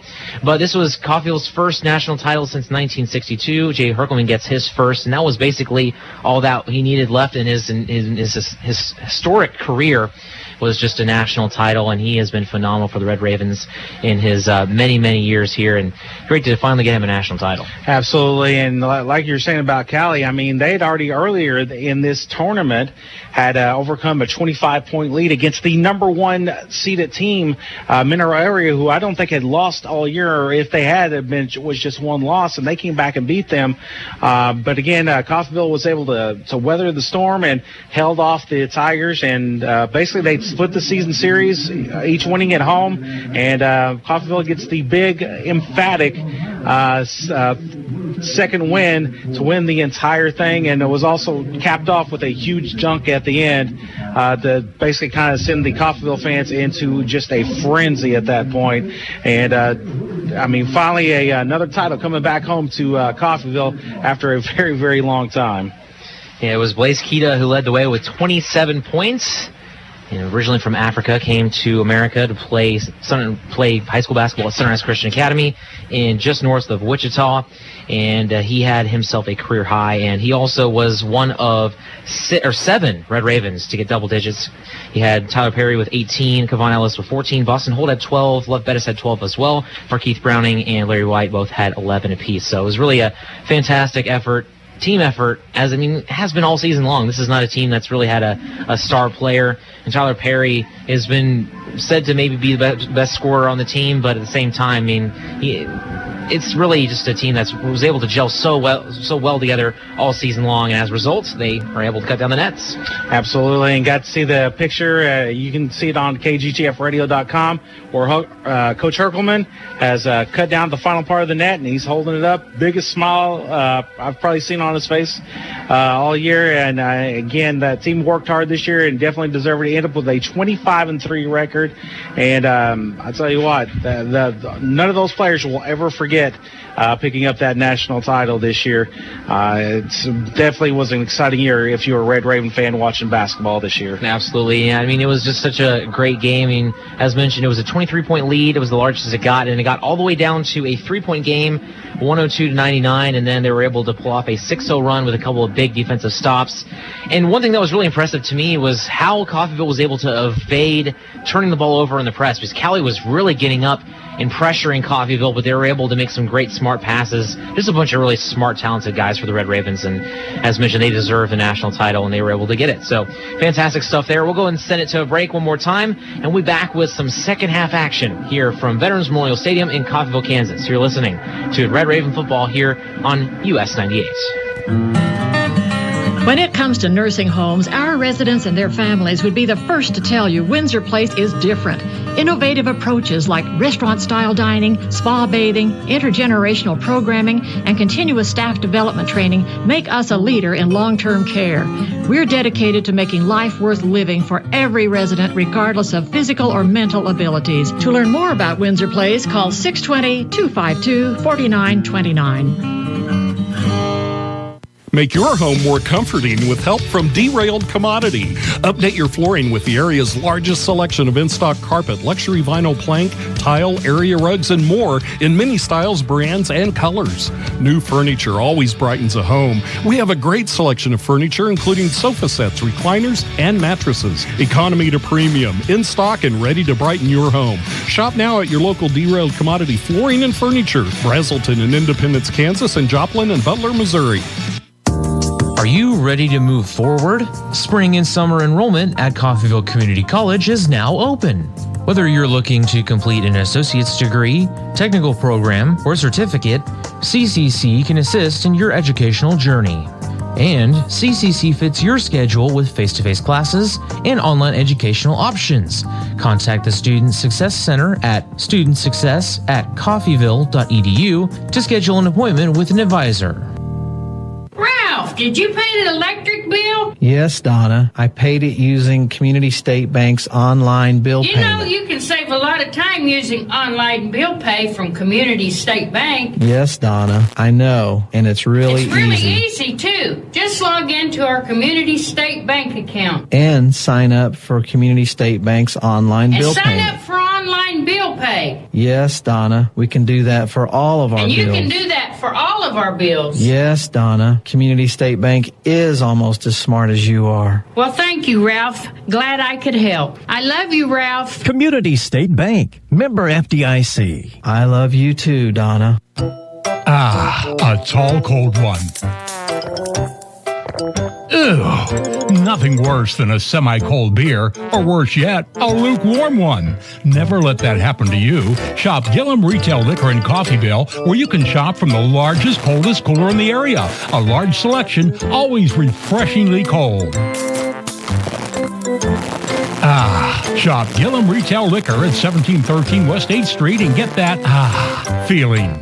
Hello, Al Perky here, Perky's Used Cars. Are you looking for a good used car or pickup at an affordable price? Well, we'd love to have a chance to help you out. Same location, same phone number since 1969. We're here to stay. Our current inventory is on our website at perkysusedcars.com. Plus, we have vehicles arriving daily. Every car sold comes with our 30-day limited warranty. Before you buy, give us a shot. We're located a half a mile west of Buckeye on 1200 Road, southwest of Coffeyville. perkysusedcars.com. Got a car? Maybe a motorcycle? Or even a boat? Do you rent or own your own home? If you have any of these, call NDB in Coffeyville and then relax. NDB can protect your assets and save you money. They represent numerous insurance companies, so they can help you find the right insurance at the right price for you. NDB at 812 West 11th in Coffeyville. Call Ben Vietz at 620-251-1970 and relax. When you choose Coffeyville Regional Medical Center, our dedicated team of surgeons, anesthesia, nurses, and other medical professionals are focused on you and your health. Our board-certified general surgeons provide expert surgical care close to home. From a routine colonoscopy to a life-saving mastectomy, the general surgeons at CRMC are equipped to handle many types of surgical procedures. For more information, call CRMC Medical Group at 620-252-1639.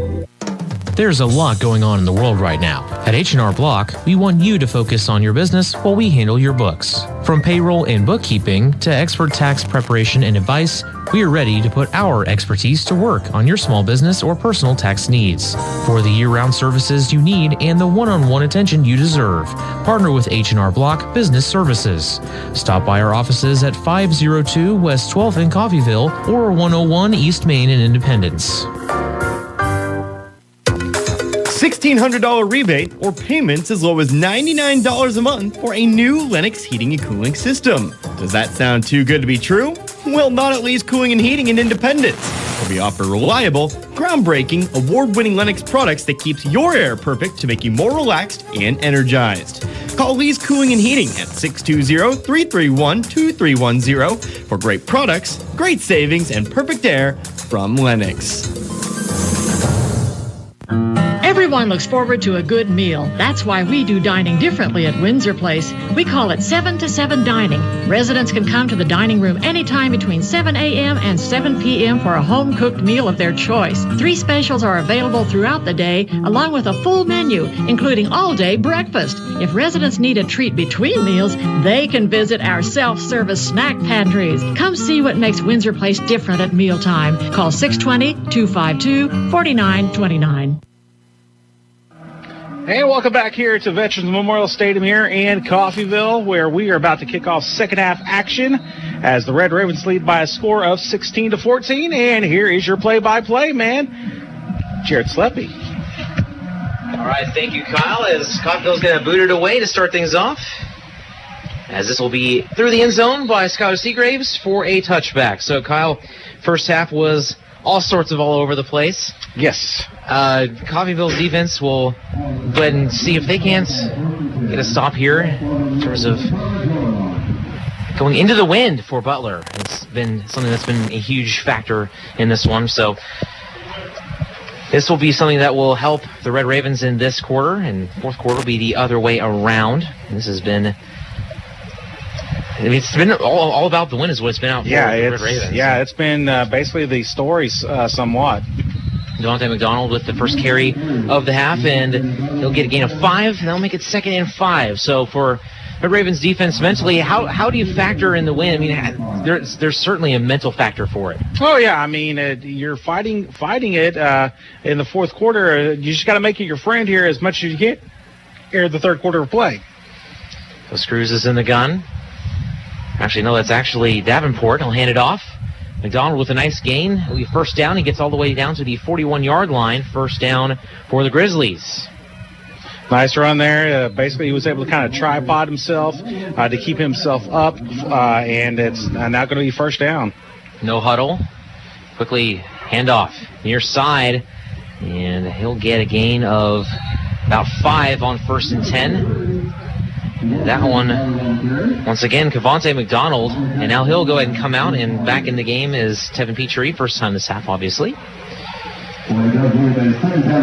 Defensive secondary for the Red Ravens has been very solid against this pass game, but the run game, defensive line, definitely regressing a little bit from last week's performance against Highland. Yeah, they got to tighten screws here a little bit. Handoff. Petrie breaks a tackle, and he's able to get a first down as he gets all the way down to the 47-yard line. Quickly back to the line, Davenport. In the gun. 1st and 10 from the Coffeyville 47. And now we'll look over to his sideline. Petrie in the backfield. Tight end on the near side is Tice Hoover. He goes in motion to the far side. Handed off. Petrie, left side. He'll be taken down after a gain of 3. Devin Lee will be credited with the tackle. Looks like Butler has come out and wants to assert this ground game, try to pound it. But again, they are going against the wind, so the pass game is going to be a little bit limited here, most likely. So 2nd and 7. Already a couple minutes gone in this third quarter. Davenport.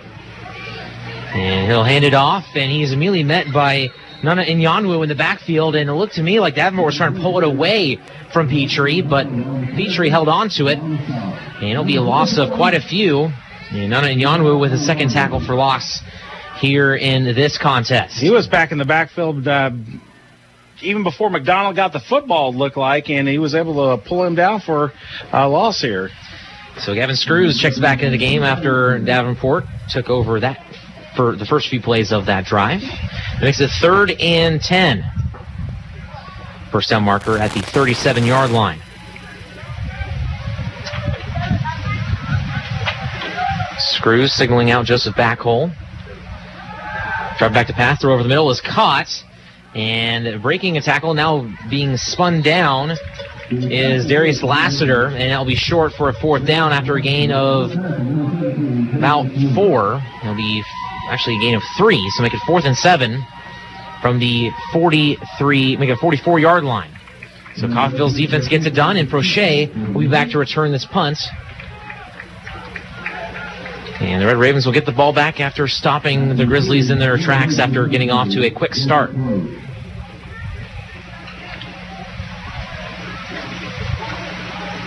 Prochet standing at the 15-yard line to return this punt.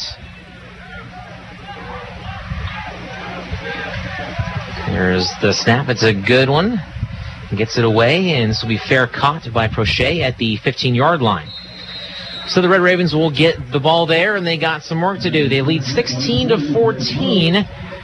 And we'll see their first possession of this half. So Kyle, for the Red Ravens, their offense kind of stagnated a little bit the second quarter. What do they got to do to get it going again? Once again, kind of get back to your bread and butter. What was working? That running game has been pretty strong this afternoon. In fact, in the first half, they overall they had I mean, even though it doesn't look very, very impressive, it says 26 yards. I think it was a little more. That was the first quarter, so.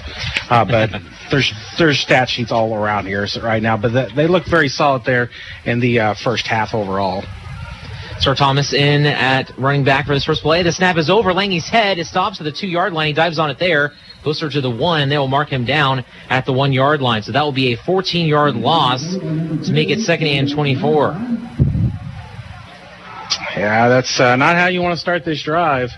And now they're in danger zone to where the fact that Butler could tie the game up here with the safety.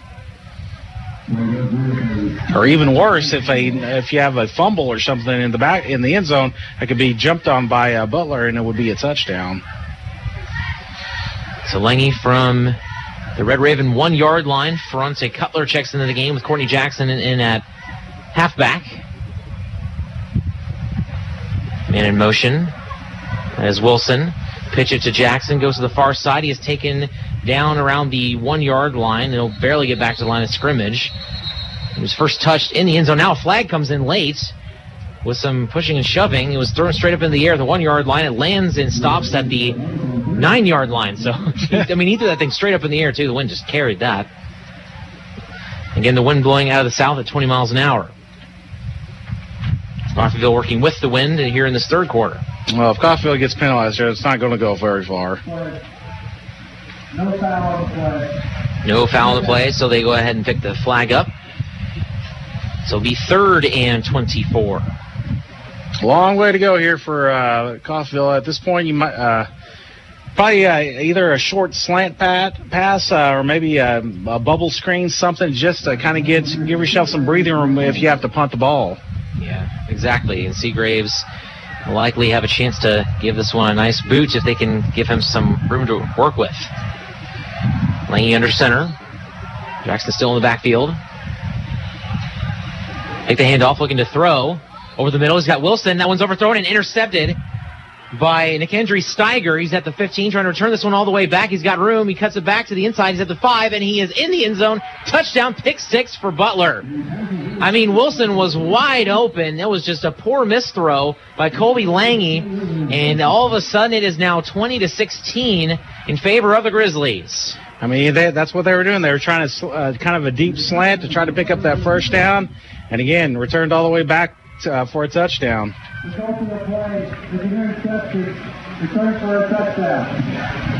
Got a helmet on number 96.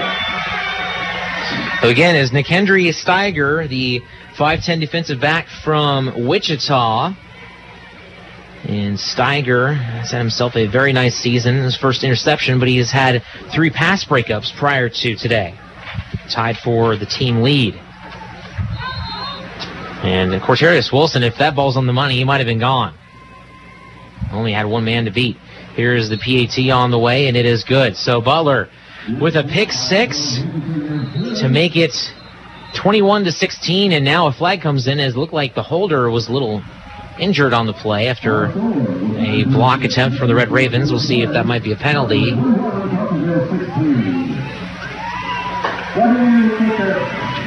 And it won't be running into the kicker, but it will be declined as the PAT was good. So we'll step aside. Butler takes the lead, 21-16. You're listening to Red Raven Football here on US 98. Make your home more comforting with help from Derailed Commodity. Update your flooring with the area's largest selection of in-stock carpet, luxury vinyl plank, tile, area rugs, and more in many styles, brands, and colors.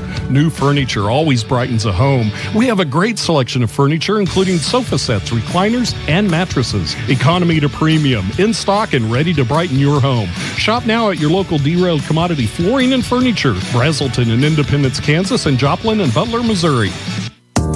Are you ready to move forward? Spring and summer enrollment at Coffeyville Community College is now open.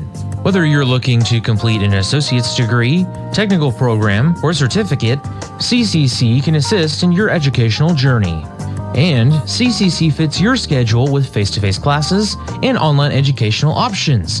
Contact the Student Success Center at studentsuccess@coffeyville.edu to schedule an appointment with an advisor.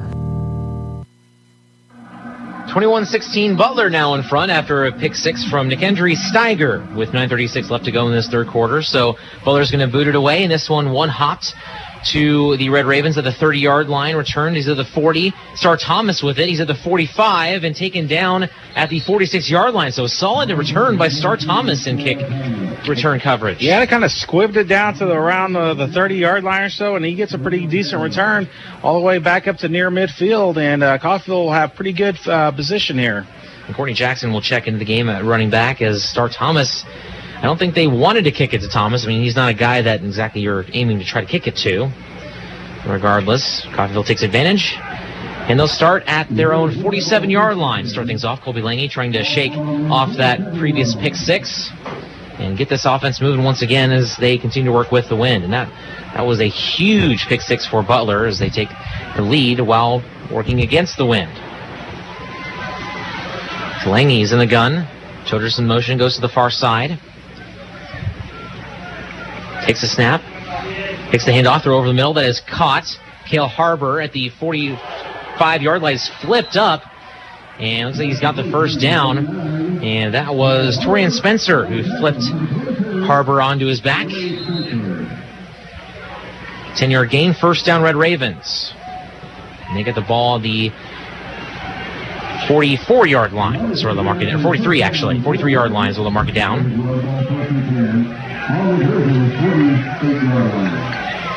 Harbor staying in the game. Lange in the gun, working from the far side hash now. Jackson to his right. Takes a snap. And hand it off to Jackson, and coming through the hole and making the play is Hunter Lee. What a play by the 5'11 linebacker from Melbourne, Florida. He was on a mission, and he completed it and got the tackle for loss. Yeah, dropped Jackson for a loss of 3, and he was just after it from the get-go there and was able to drag him down from behind. If Jackson gets away, he maybe gets back to the original line of scrimmage. So that makes it 2nd and 13 after that 3-yard loss from Courtney Jackson. 2 wide receivers split out in the eye. Lange trying to get something going here in positive territory from the Butler 46. Takes the snap, hands it off. Jackson up the middle, trying to get to the outside, and he is taken down. And this time it's Cam Stoudemire getting the tackle. On correction, they're going to credit that to Quay Drake. He has been all over the place. He has 2 sacks on the day already, and he is the team's leading tackler. And coming into this game, he already had 2.5 sacks. Coffeyville going the wrong direction now here on this set of downs. They've gone backwards by 5 yards. It's now going to be 3rd down and 15 yards to go. 7:30 left to go in the third quarter. Big 3rd down play after the 2-yard loss, making it 3rd and 15 from the Butler 48-yard line. Lange in the eye, takes a snap, takes the handoff, looking to throw. Throws it underneath. That ball is caught. That is Antonio Espinoza, and he gets close to the first down marker. Is about 1.5 yards short at the 35-yard line. Gain of 13.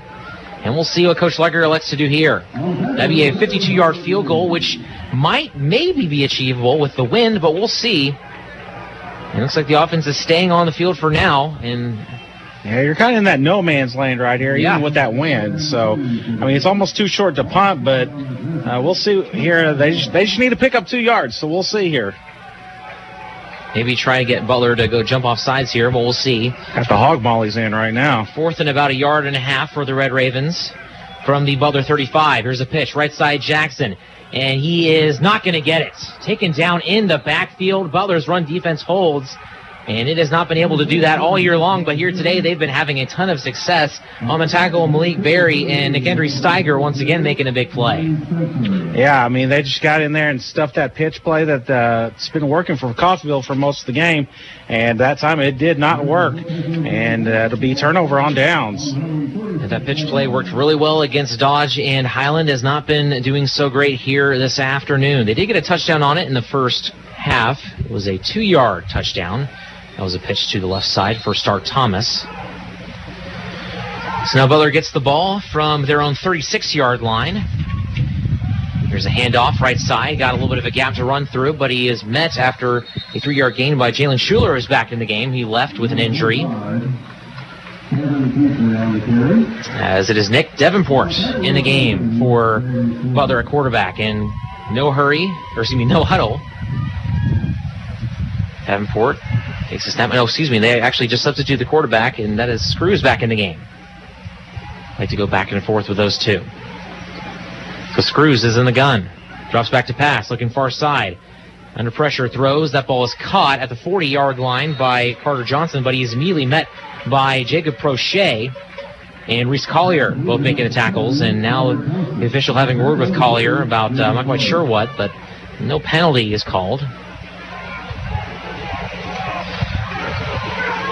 A gain of a few, make it 3rd and 6. 5:25 left to go. Screws drops back to pass, throw, and that ball is tipped at the line of scrimmage and almost intercepted by Joseph Backhole, the defensive lineman, and that will make it a quick 3-and-out. Exactly what the Red Raven defense needed. Absolutely, they needed that right there, and see if the offense can't help them out here.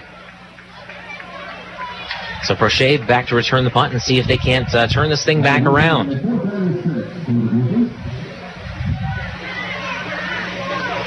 Jaden Green back to punt for the Grizzlies, standing at their own 26-yard line. Prochet standing at the Red Ravens 31-yard line. Here's the punt, and this one is shanked off to the left. It first bounced at the 44-yard line, goes out of bounds there. So the Red Ravens once again will get good field position, working with the wind. With 5:11 left to go in the third quarter, Coffeyville trails 21-16. And this is a big-time possession for the Red Raven offense. They got to get it going here. Absolutely. I mean, still plenty of time left in the game. However, this has been a very quick-moving third quarter as we have just about 5 minutes left.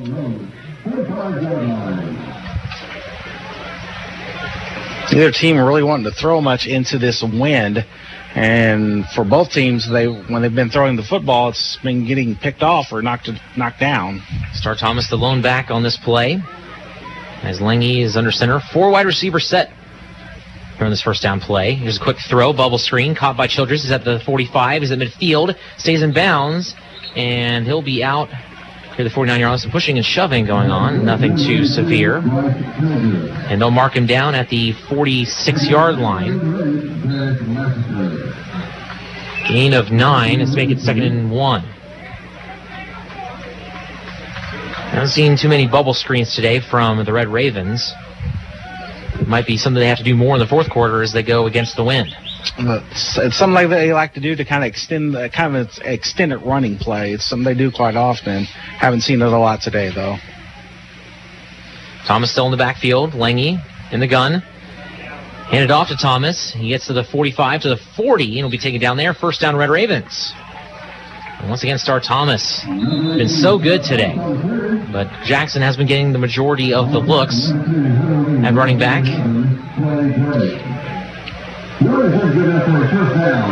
So first down from the 40-yard line. 4:20 left to go in the quarter.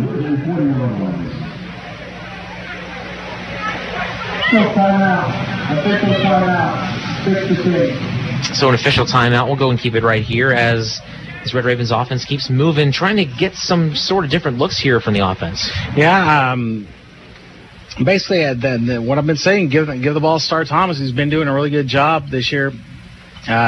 Courtney Jackson, he struggled at times this year. He's been getting better every game, but he just hasn't been able to really break out in this game as much as he did, say, last week or even the week before, as the officials are blowing their whistles like crazy out there. So looks like we're getting ready to get back ready for play. I'm not sure what this stoppage was about, but teams are back out on the field, and we're ready to go here. So Coffeyville has 4:17 left to go in the quarter to work with the wind. 2 wide receivers set here on this 1st and 10 play from the Butler 40-yard line. Jared Sluppy alongside Kyle High. Thomas in the backfield along with their fullback. That is Bronte Cutler. Lange under center. Takes a snap, pitch. Thomas, right side, he's got a lane. He's at the 35, he's at the 30, 25, 20, and he'll go out of bounds at the 20-yard line. Good run once again by Star Thomas. Gets the big hole there on the right side and is able to take off for a 20-yard gain.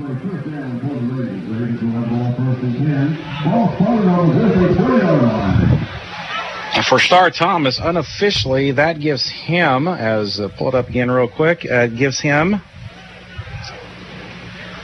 92 yards here today unofficially. 1st and 10 from the 20-yard line for the Red Raven offense. Thomas still in the game. Working the far side hash. 2 receivers lined out wide. Coffeyville trails by 5. 3:30 left to go in the quarter. Lange takes a snap, looking to throw. Quick throw out to O'Neal. He's at the 15, and he's immediately pushed out of bounds there. So a gain of 5, make it 2nd and 5.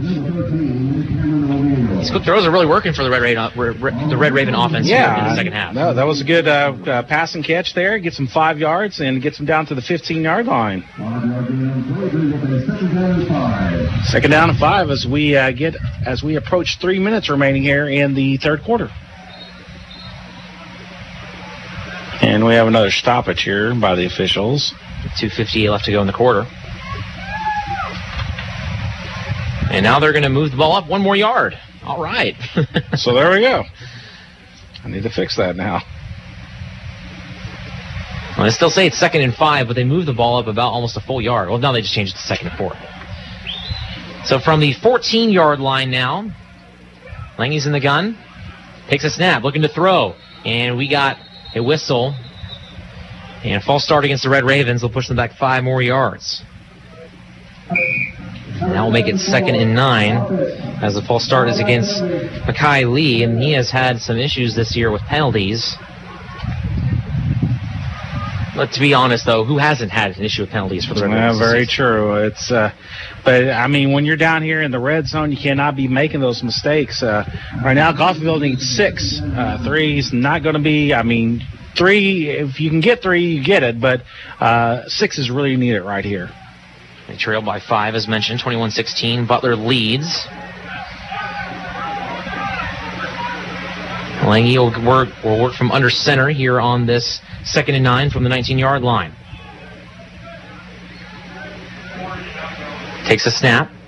Hands it off to Thomas up the middle. He's got room. He's at the 10. Gets hit hard. Inside the 10, down to the 8-yard line. 1st down, Red Ravens. Another fantastic run by Star Thomas, and great blocking up front for the Red Ravens as well. Yeah, they'll make it 1st and goal, and they'll put Thomas over 100 yards on the day. And a big injury for the Grizzlies as Ian McSwain holding his left arm. The defensive back from Goddard, Kansas, suburb of Wichita. As a big loss for them. He has had a fantastic day for the Grizzlies on the defensive end. Keep an eye out on him. Under 2 minutes here. If Coffeyville's going to score, they probably want to do it here pretty quickly so they can kick with that wind. Thomas stays in the game. So it's a 1st and goal from the 8. 1:45 left to go in the quarter. No men split out. Handoff. Thomas right side. Gets to the 5. Drives his legs inside down to the 3. And a 5-yard run to get them down to the 3-yard line. And Thomas is just such a fighter. Continuing to drive his legs and push forward for yards after contact. 2nd and goal here.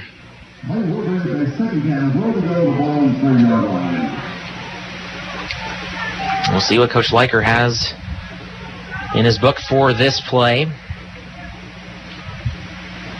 And once again, they won't split anybody out.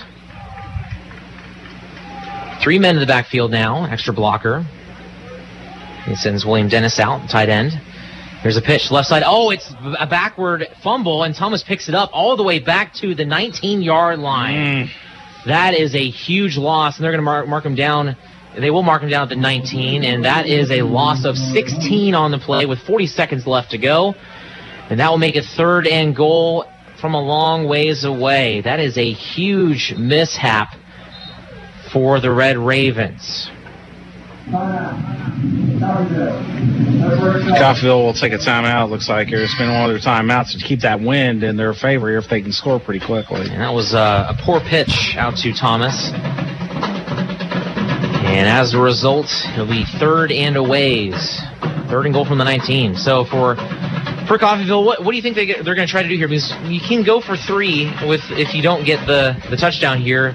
Get you within 2. Still got a full quarter left, but still, it's going to be very tough to get another field goal kicking into the win. Right. That was the worst case scenario right there for Coffeyville, losing.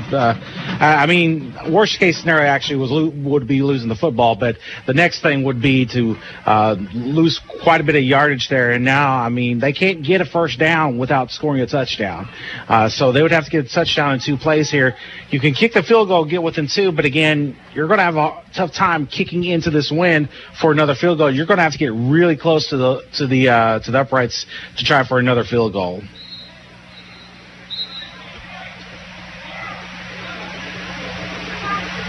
As ball's placed at the 14. It's one thing that's interesting. You have Seagraves. He's throwing the ball around here on the sideline. So maybe possibly they bring him out on 4th down and do some sort of trick play. We'll see. Looks like the offense going to be back on the field here, and you wonder if they're going to go straight for the end zone here, or maybe just center it up for Seagraves and try to get the 3. 3rd and goal from the 19-yard line. 32 seconds left to go in the 3rd quarter. Lange's in the gun. 4 receivers out. 3 to the right, 1 to the left. Looking to throw to the left. He's going to throw. He's got a man is open at the 5-yard line, cutting back in the middle, and he dives for the pylon. Did he get there? No. He's at the 1. And that was Isaiah Wright making the play. So it'll be 4th and goal from the 1-yard line. You got to go for it. You got to go for it here. At this point, you got to go for it again. And there's 10 seconds left. They might run out the clock and do this play on the other side of the field. And that is what they will do. All right, so 15 minutes left in this one. Don't go anywhere. Coffeyville currently trails Butler 21-16. We'll go to a break. You're listening to Red Raven Football on US 98. Ralph, did you deposit that check? Yes, Donna. I used Community State Bank's mobile deposit. Mobile deposit? I thought only those big out-of-town banks had that fancy stuff. Are you sure you did it right? Yes, Donna. I received an alert from Community State Bank telling me it was deposited. Alert! What did you do now? No, Donna. It was an alert I signed up for, letting me know when a deposit is made. I also signed up for a low balance alert on our account and when our home loan payment is posted. Wow, that's some pretty fancy stuff from Community State Bank. Yes, Donna, pretty fancy stuff, but I can still walk right through the door, or I can call and talk to a real banker when I want to. You're so smart for banking at Community State Bank, Ralph.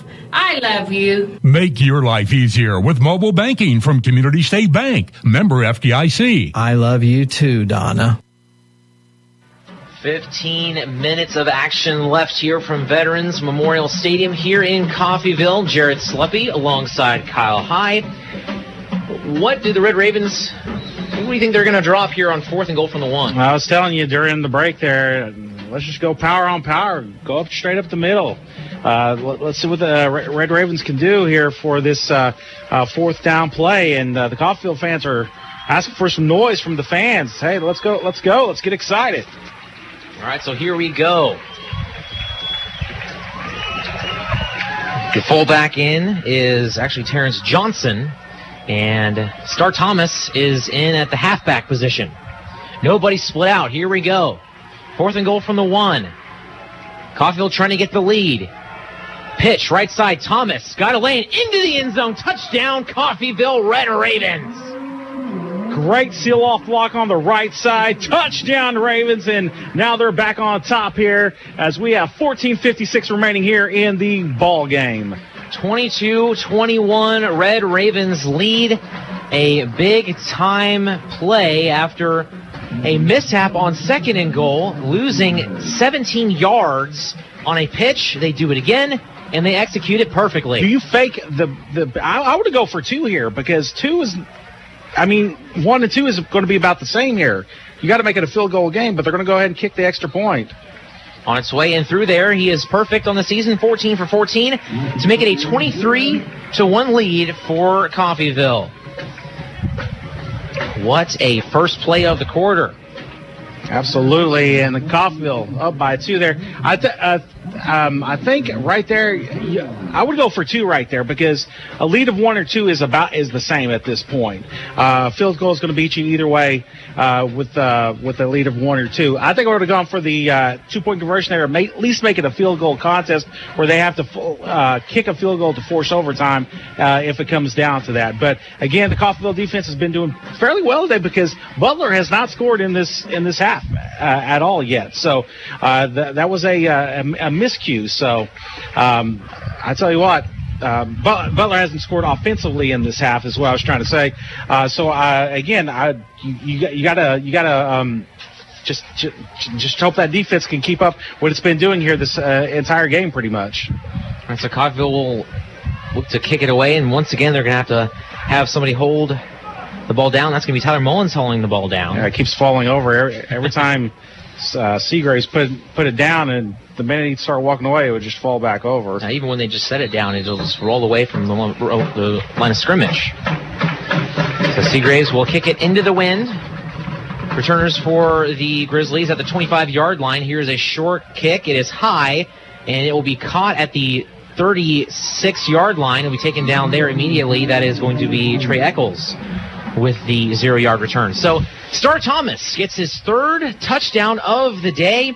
He had a 2-yarder with 8:06 left in the first quarter. He had another one with 11:31 left in the second quarter for 1 yard, and then another 1-yarder with 14:56 left to go in the game. Yeah, it's I tell you what, he's been having a heck of a game day. He's over 100 yards rushing. As of right now, he has 108 yards rushing on 16 carries. So looking very, very good today.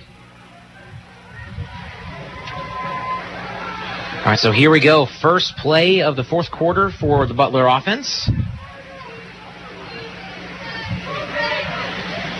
Here is Screws driving back to pass. He is going to fire this over the middle. That is going to be short of his intended target.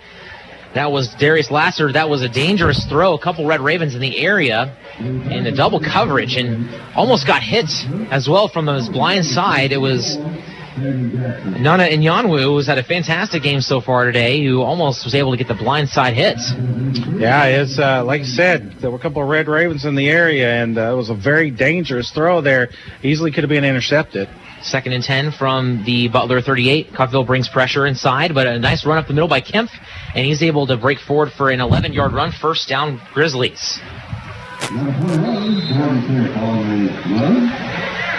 Coffeyville tried a blitz on the outside, and Jalen Schuler was unable to get around the corner in time.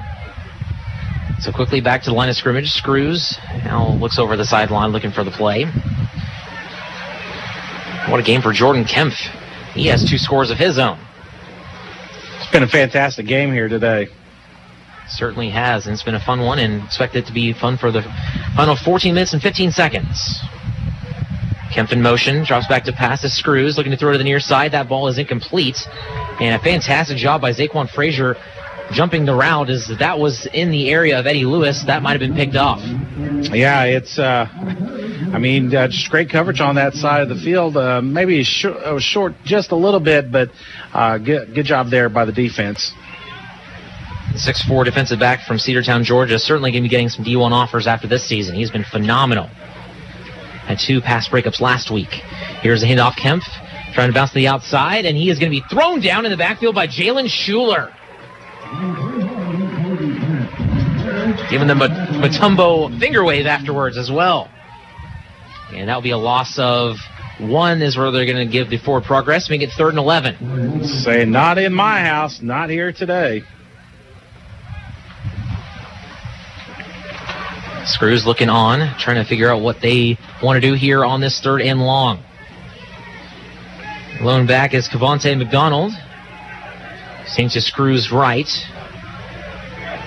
15 on the play clock. Now down to 8. Takes a snap. Screws, throws, and that is caught. And no, it's dropped. Nice hit. They haven't blown it dead. They haven't blown it dead. They're going to say it's a catch and a fumble recovery by Coffeyville. And it's taken all the way to the 35-yard line. It's Coffeyville football. They let the play run out. Reese Collier comes up with the play. Jacob Prochet made the hit. I was watching the official when that happened, and he had not blown it dead, and he was just sitting there watching the football, and a good heads-up play there by the Coffeyville defense to scoop that up and go. And now they're going to call it incomplete pass. That's the right call. He got hit as he lost the ball as soon as he got hit. That's the right call. They just let the play out, just in case that something were to happen afterwards. So that's what the refs are now told to do. And that was a great play by the Red Raven defense, as it's going to be an incomplete pass. And it'll make it 4th and 11. And they're going to have to punt this one. And now they got to get the return team on as Prochet now finally comes out on the field.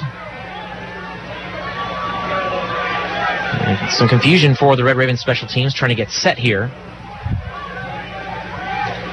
They haven't rolled the play clock. Now they have.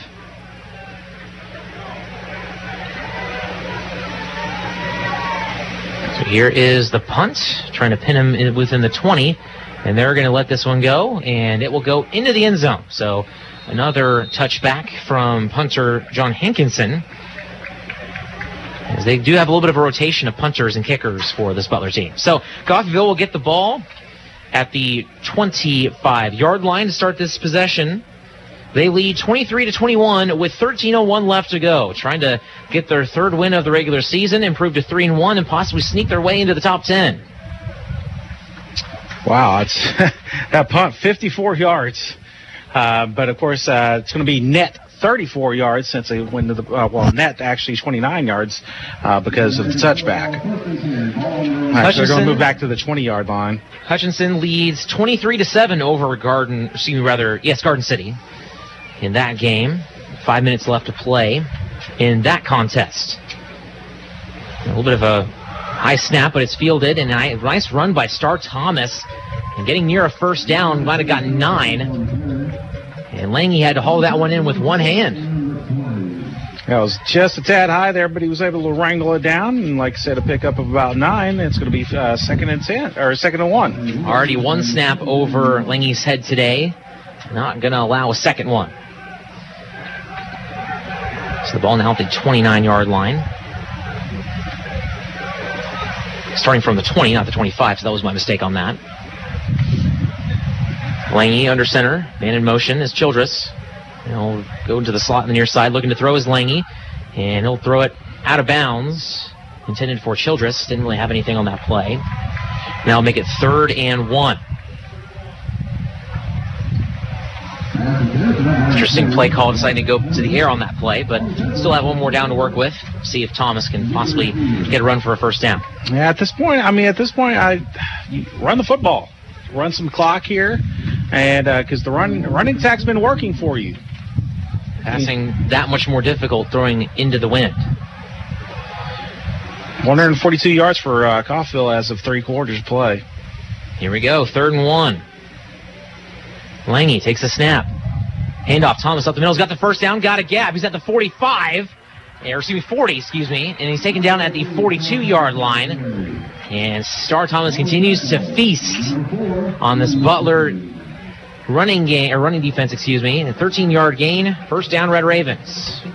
Star Thomas still just doing it all out there so far, and keep giving him the ball. He's the hot hand right now. Just let him keep going. 12 minutes left to go.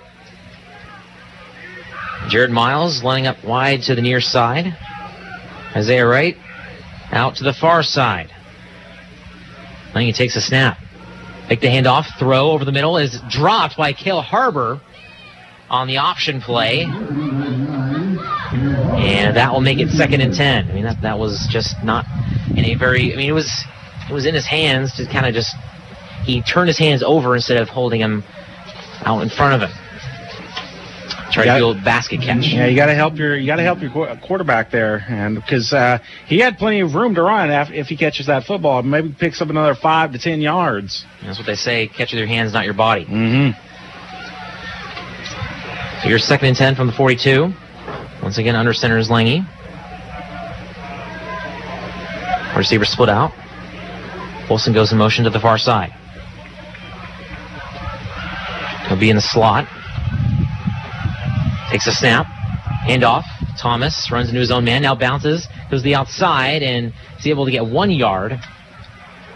There was nowhere to go that time, but still able to get something. That's just kind of the day he's having. Got to give Butler's defensive line some credit, though. They've been able to shut down Courtney Jackson and, to an extent, Star Thomas, but Coffeyville's been able to still find 3 rushing touchdowns thanks to a 2-yarder, 1-yarder, and another 1-yarder. The first play of the quarter was a go-ahead touchdown for Star Thomas. They haven't been giving up too many big plays. There was one play larger than 30 yards, but since then have been able to contain Red Ravens' rushing offense. And this is a rushing offense that almost allows 350 yards per game. And a flag from the back judge. That's going to be a delay of game. Now, I'm not saying that this has been a spectacular rushing defense game for Butler, but compared to how they've been all season long, it's definitely been a step up. Yeah, it definitely has been. They've stepped up about as well as they could, but Coffeyville's just definitely been determined here today. And again, with this 2-point lead here with about 10:44 remaining, still have a chance to take home the W here. I mean, I think it's going to go down to the final couple minutes. That delay game makes it 3rd and 14. Coffeyville has 2 timeouts left in this one. Butler has all 3 with 10.5 left to go. Lange under center. Now 6 on the play clock. Takes a snap. Fakes the handoff. Drops back to pass. Southpaw fires it near side. That is incomplete. It was short. It was catchable, though, for his intended target, Jared Miles. And that will bring up 4th down and 14. Yeah, just a little short there. I think Miles, I mean, that was going to be a hard catch anyway. And even if he does bring it in, it's not going to be enough for a first down. So Seagraves is going to punt into this wind. He had just a 9-yard punt. Granted, it was from the deep portion of his own end zone, but still been very difficult all day for both teams punting this ball into the wind. Takes a snap, and he'll roll out to his left once again and fire a low squibber. First bounce at the 45-yard line, rolls down to the inside the 30, down to the 29-yard line. So a pretty solid punt by Seagraves, putting him inside their 30. Yeah, as it was down by the kicking team there. So, again, we'll get the actual count on that. It was a punt to the 29-yard line. We'll get the final count on it. But a decent punt there into this strong wind, though. Gavin Screws will be the quarterback out of the huddle. 33-yard punt for Seagraves. Not too bad. Not too bad. Signaling out to his wide receivers is Screws. There's the whistle. Now we got the play clock going.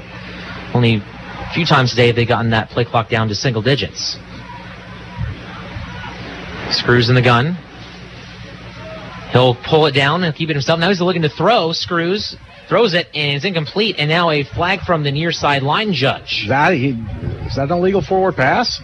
Yeah, I'm not quite sure if he made a pass to the line of scrimmage or not. He tried to get back. It looked like he was trying to run with it, but it was Joseph Backhole that came and forced him to try to throw. Illegal man downfield. And that is Colton Cable, because he was assuming that it was going to be a run. It was a design quarterback run, or a design option run. So that will make it 1st and 15. Now back up to the 24-yard line.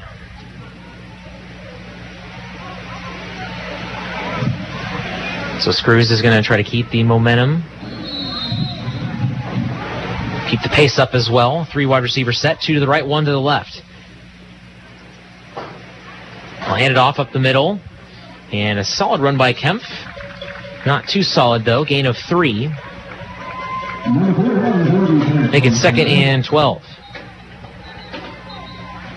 And now we have an injured Grizzly on the play. That's Kempf. Kempf again. That is the 2nd time he's gone down today. He went down with 1:13 left to go in the first quarter. And again now with 9:45. And the first one looked to be some sort of blow to the head. It was a big hit that was delivered by Abraham Kamara. This time, it looks like it might be maybe the same thing. He's not putting any amount of favoring weight on either side. Well, he's coming off the field, but he's not. He looks a little woozy there. So hopefully, obviously we don't want to see anybody hurt. So hopefully he'll be okay. But I mean, that's the second time like you said, he's gone out today.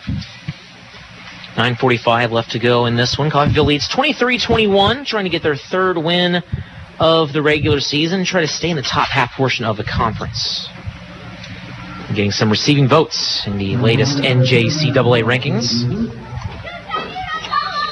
They started the season with some votes. They lost them when they lost to Hutchinson, but have won 2 straight games since then. Here's Screws rolling to his right, throw over the middle, and that is broken up. Fantastic defensive play by Antavius Fish. He has been fantastic in the middle all game long, and now an injured Red Raven on the play. And that is trying to get his number here. He was close to getting a quarterback hit. And there's been quite a few injuries here, none of which have seemed to be too severe. Jalen Schuler left, but he came back, stated Nana Nyanwu, and then, of course, Jordan Kempf left and returned, but he left again last play. Coffeyville has had their fair share of injuries. They had Isaiah Taylor go down in their first game of the regular season. Nathaniel Tersbuck is done for the season with a collarbone injury. Talked about that during the interview with him before the game started. And he is going to sit out for the rest of the season. And Coach said that he could probably play again if he wanted to this season, but they're not going to risk anything. Better to be safe than sorry in that situation. And get them all rested up and healed up, ready to go later on. And that is Nyanwu again injured. And he will jog off, which is great to see. So back-to-back plays with injuries from both teams. You're just hoping maybe you got the wind knocked out of him or something, which, by the way, if you've ever had the wind knocked out of you, it's pretty scary because you feel like you can't breathe for a second, and then it comes back to you. 3rd and 12 from the Butler 27-yard line, so a long ways to go for the Grizzlies, but they are working with the wind. Big play here for the Red Ravens defense. Trying to get the crowd fired up is this Red Raven bench. Screws drops back to pass. He's got pressure, throws over the middle, and that ball is going to be tipped up and incomplete, as it was Abraham Camara and Taven Jackson converging on Eddie Lewis to break it up, and that will make it 4th down and 12 with 9:26 to go. I think that would have been intercepted. I think Red Raven player may have accidentally knocked it out of his own man's hands but again, still though, great defense there by Coffeyville. And I believe Camara would have had the better beat on it. He got high up in the air, and Jackson kind of ran into him, as you were mentioning, Kyle. So now Prochet is back to return this punt. He's all the way back at the Red Raven 26-yard line to return this punt. There's the snap. It's a good one. And there's the boot. And it's a good one. And it'll be returned at the 16-yard line. He's at the 20, 25, 30, 35 as the flag comes in, 40. He'll be taken out at the 42-yard line by Tice Hoover, and this is going to come back. Oh, Prochet's not getting up right now either. He seems to be hurt. Man. This fourth quarter has taken 3 players from both teams.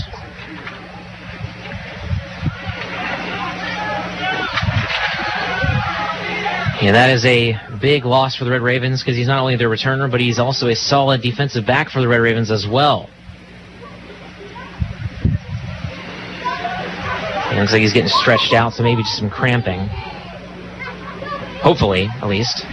See what the penalty is, but it looks like it's going to be on Coffeyville. Yeah, they'll bring it back as Butler's defense is going to look to see if they can pin Coffeyville deep in their own territory.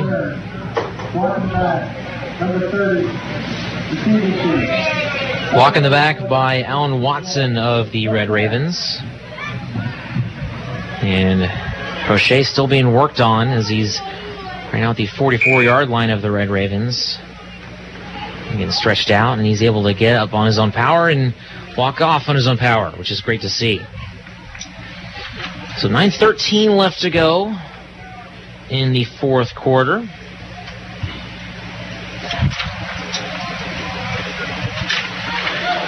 Coffeyville pinned at their own 9-yard line.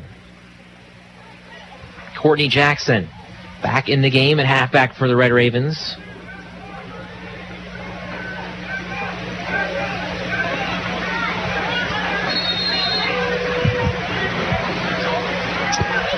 One man out wide to the near side, working for the near side hash. Fullback is Johnson. Handoff. Jackson's taken down deep into their own territory, inside the 5, and that was Micaiah Noel from Kansas City. 6'2", 258 sophomore. Came from the near side and tracked him down on the far side, went unblocked. Jackson's have been struggling today to really get going. Andrew Schnackenberg coming in at tight end. And the lone wide receiver on that previous play, Isaiah Taylor, comes out. And they won't split anybody out wide for this second down and long play. On their 5-yard line, 2nd and 14 with 8:29 to go. Coffeyville leads 23-21. Here's a pitch, near side, Jackson. And he'll get back to the 5, and not much else there. He'll get to the 6 maybe, so we'll mark him down. Gain of 1. And as you mentioned, Kyle, it's been more of a Star Thomas kind of day in terms of productivity out of the running game. And now Thomas comes into the game. And it's been kind of just back and forth. Hardly ever have both players been on. Right. It's they kind of platoon each other. So we'll see. We'll see what they do here. I mean, they may just run the ball here and try to just run some more time. Coming into today's game, they both had exactly 139 yards. And Star Thomas had just one fewer carry. He'll give it to Thomas up the middle. And he gets back to close to the 10. Down, and we'll mark him down to the 10. And now they're going to say they lost the football possibly. We'll see if they do. No, the head linesman's pointing it down to the ground, saying it's not a fumble. Butler's defense is coming off the field, of course, that being a third down play, but nowhere near a first down. Gain of 3 for Star. And now they're talking about it, though. Yeah, we'll see. Again, only at the 9-yard line, so if Butler does get this will be fantastic field position.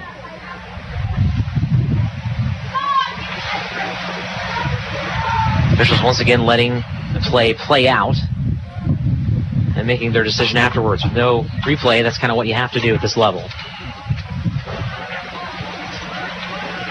Reminder that Coffeyville's back in action again next week against Arkansas Baptist. 1:30 kickoff Sunday. Moving on the field is running for progress and stop. All right, so they're going to go ahead and say that it'll be 4th down. So both situations not ideal, but Coffeyville will punt the ball away instead of turning it away. Seagraves will be in his own end zone once again for the 3rd time, punting this one away. And into that strong wind that's been unrelenting all day. And kicking it to Eddie Lewis, who's a fantastic playmaker for the Grizzlies as well. Over 100 yards receiving a game coming into today. Nowhere near that for this contest, however. Here's the boot. Seagraves gets it first bounce at the 30-yard line, and he will go ahead and let it roll to the 33-yard line. Rolls almost directly sideways. So the Grizzlies have great field position, and we'll see. Oh, we have a flag here on the play. And if this is against Butler, that will certainly help out the Red Ravens. 7:09 left to go in this one. This has been...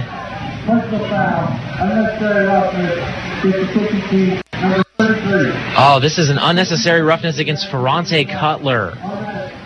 Wow, that is a big penalty that will be in favor of the Grizzlies. And again, penalties for the Red Ravens. Just been killing them. Yeah, I mean, just can't keep doing that. I mean, you're hurting your team big time. The receiving team. There we go. They got it. All right, so 15-yard penalty will back them up to the 48-yard line. Glad they got that right. I didn't see what happened, so I wasn't able to catch exactly what was said or what was done, but regardless, Coffeyville is awarded with the penalty.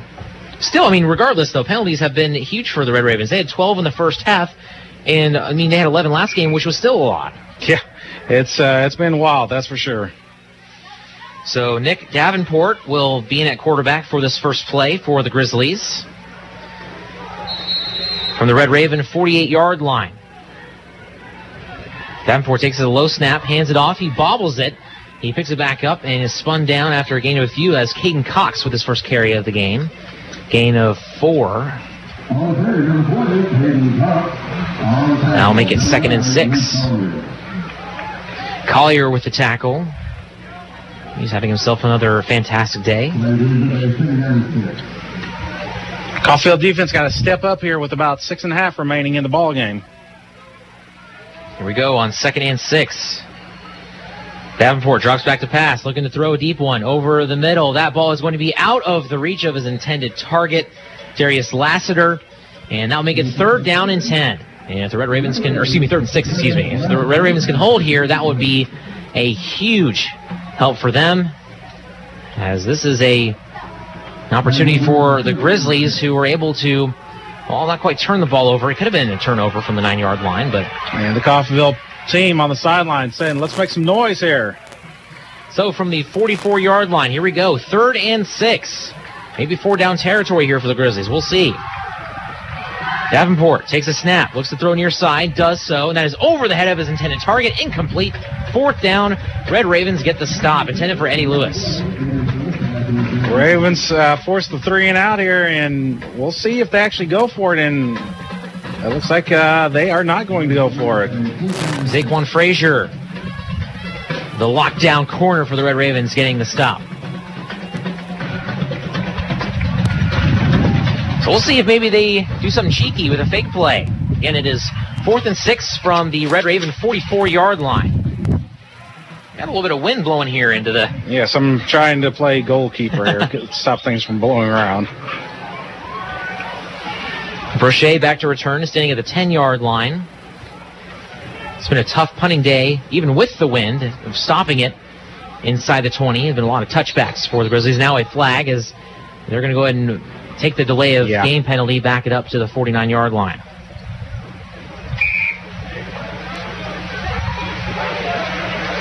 So the possibility of them doing something cheeky, I think, is likely out the window, as they'll make it 4th and 11. Then again, I mean, if Coach Leiker wanted it, he could decline the penalty. He would keep the clock rolling. We saw Bill Belichick do that against the Jets 3 times in a row and killed over almost 2 minutes. I mean, that's something I would do. I mean, if it works, it works. And of course, Bill Belichick, he was just kind of trolling the Jets. They were up by like 40 points. Right. All right, so there is the punt. It's a high one. This one might check up. No, it does not. Into the end zone, another touchback. And once again, punting team for the Grizzlies. This time, once again, it's Hankinson. Him and the other punter, Jaden Green, have been exchanging punts. And it's been a struggle bus for both teams kicking the ball away. Well, it's one of those wild wind days, though, here that we have here occasionally in Kansas. Doesn't seem to be bothering the cows in the pasture over here, though. They're kind of chilling and hanging out over here. They're doing good. They're eating their grass and I really miss this view. There. This view is phenomenal from up here in the 5th story of this football stadium. You can oversee the entire city, including the refinery over out to our immediate west, or east, excuse me. It's just such a fantastic view out here. All right, so 1st and 10 for the Red Ravens from their own 20-yard line after the touchback. Here's a pitch, right side. Here's Thomas. He's at the 25. He spins, makes a man miss. He's at the 30, 35. He's got one man to beat. There's a flag thrown, though. He's at the 40, and he's going to be able to score 25-20. But they're going to call a block in the back, it looks like. And it is going to be a touchdown, but we'll see what the penalty is, though.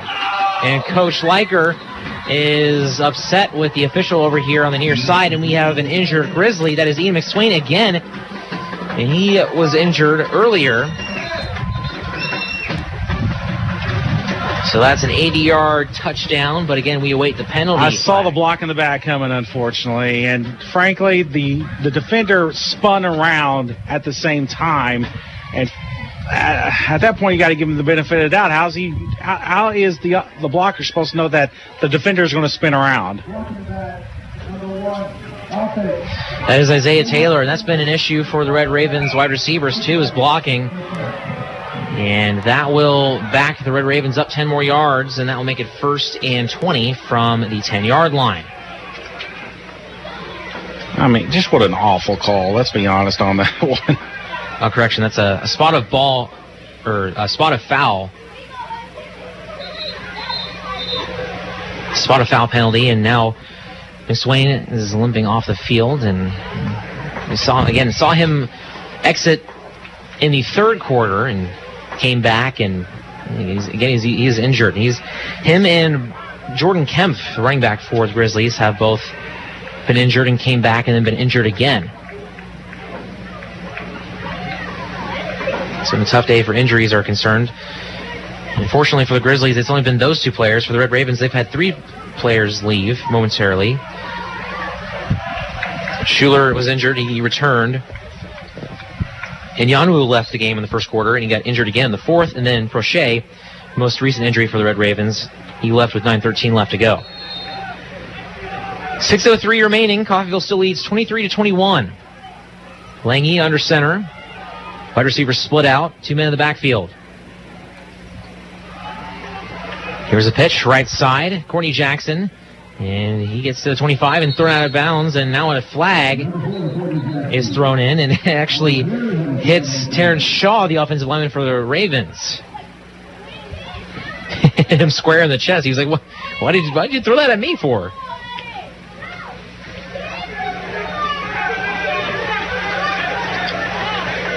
Now Coach Leiker talking to the official on the near side. Personal foul. Block all the way, number 16, Houston. So it's a chop block against Butler. A very rare low block by a defensive player. That is Malik Berry. Yeah, you don't see that one very often. And that will certainly help the Red Ravens as an automatic first down and a 15-yard penalty. That'll move them all the way up to the 44-yard line. Still on the short side of the field, though. Or excuse me, the long side of the field. Got that backwards. Courtney Jackson in that running back for the Red Ravens for this play coming up. And now to the officials converging here on the near side. So what's the strategy for the Red Ravens moving forward offensively, what do you think? Well, you got just under 6 minutes left here in the ball game. I think you just got to keep pounding the rock and run some clock here. Just keep it simple. Absolutely. We'll see what they do here on 1st and 10. Jackson in the backfield as mentioned. Nobody split out here in the I formation.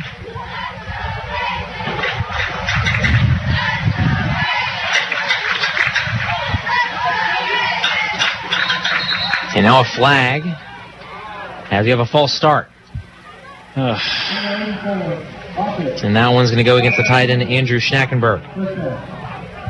Can the referees please stay out of the game for a little bit? I'm tired of hearing from them.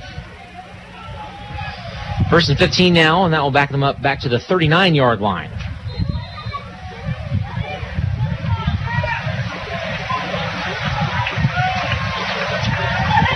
Same formation. And all 11 Butler defenders up on or near the line. Only 3 players in the middle of the field. Here's the pitch, left side, Jackson. And he drives his legs to get back to the line of scrimmage. He looks like he gained 2, and now some pushing. And no flags are thrown. And it was William Dennis that got pushed. He is not happy that there was no penalty thrown. And now it looks like we have another injured Grizzly, and that's Malik Berry, who just committed the penalty. So many injuries in this game. McSwain went down earlier in the quarter. Are we sure that's Malik Berry? Are we sure that's not a stop the clock penalty? Definitely could be. Never know. Well, not Unless it's penalty, blatantly but obvious, stop the clock, the stop the clock injury. That's what I was trying to say. He was limping a little bit, and he just went down to a sit on the far side. So 4:53 left to go. The Ravens lead by a safety, 23-21. Second consecutive week the Red Ravens have had a safety. Star Thomas checks back in the game for the Red Ravens. Cameron O'Neill, the lone wide receiver. Of course, that safety, the difference right now.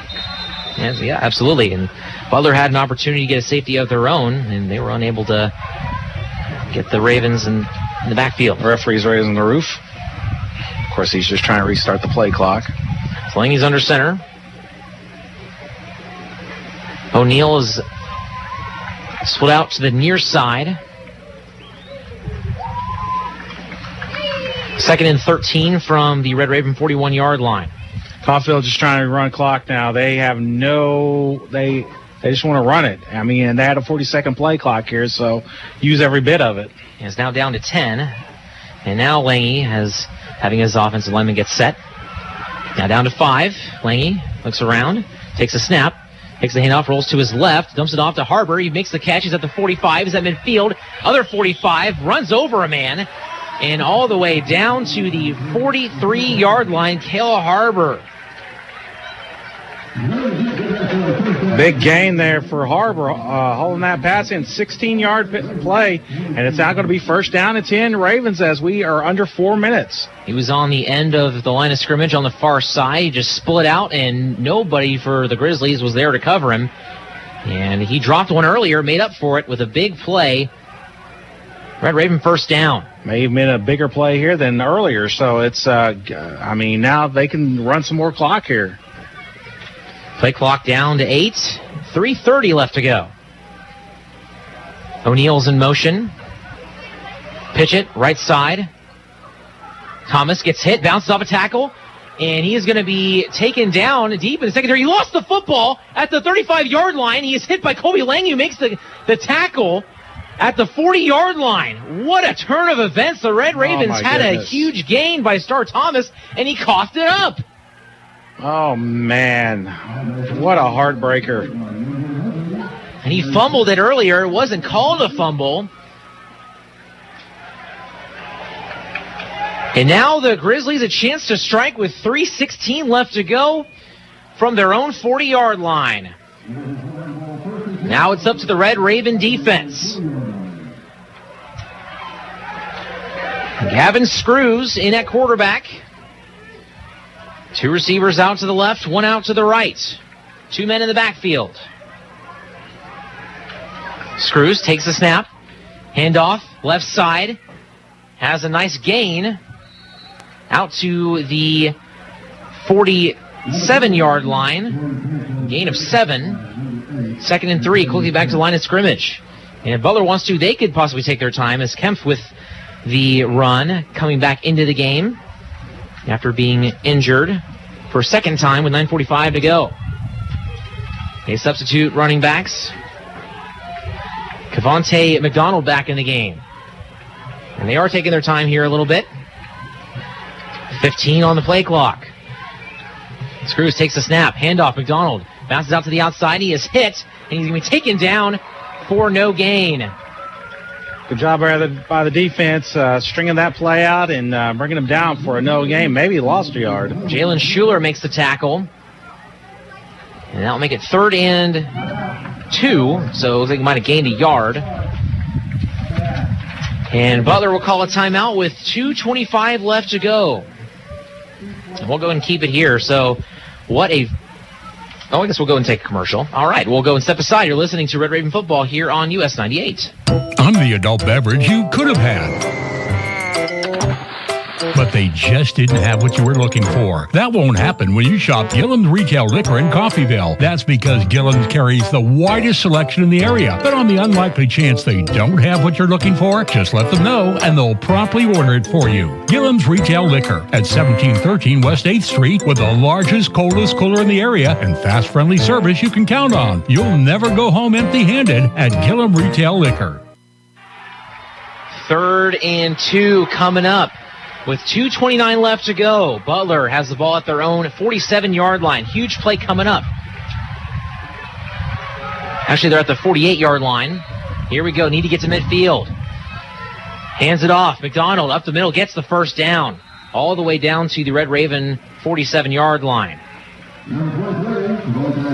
Devontae McDonald with the play. Now they're doing another hurry-up play. Screws in the gun. Another handoff. McDonald bounces to the outside. He gets to the 40. Makes a man miss. He's at the 35 and taken down to the 34-yard line. Keeping the chains moving. Back-to-back first down runs for Devontae McDonald from Manhattan, Kansas. Here they go again. From the 34-yard line. Takes a snap. McDonald takes a snap. Oh, what a tackle. He fumbled it. And he fumbled it, too. That was Abraham Kamara with the tackle, forcing the fumble, but it looks like Butler got back on it, and we have an injured Red Raven. And it's Schuler again, injured on the play. And they're saying that the runner was down, so Schuler actually slow to get up. They're not going to have him, or medical attention is not going to be needed for him. He does get up to his feet, but he was very slow to get up. So good to see him staying in the game. Hopefully he's okay, though. He's having a great game, but he has left already with an injury. Here we go, 2nd and 10 from the 34-yard line.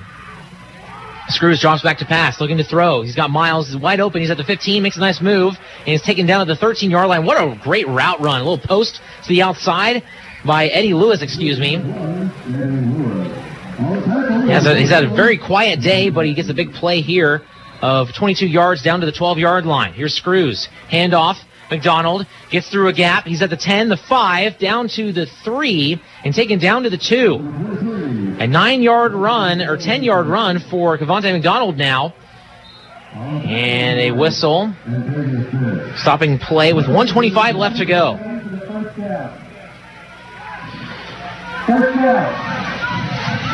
The 1st and goal. They're telling the chain crew back up. It's first and goal. Yes, yeah. That's correct. And now a timeout of some sort. And Coffeyville will take their second timeout. 1 left to go.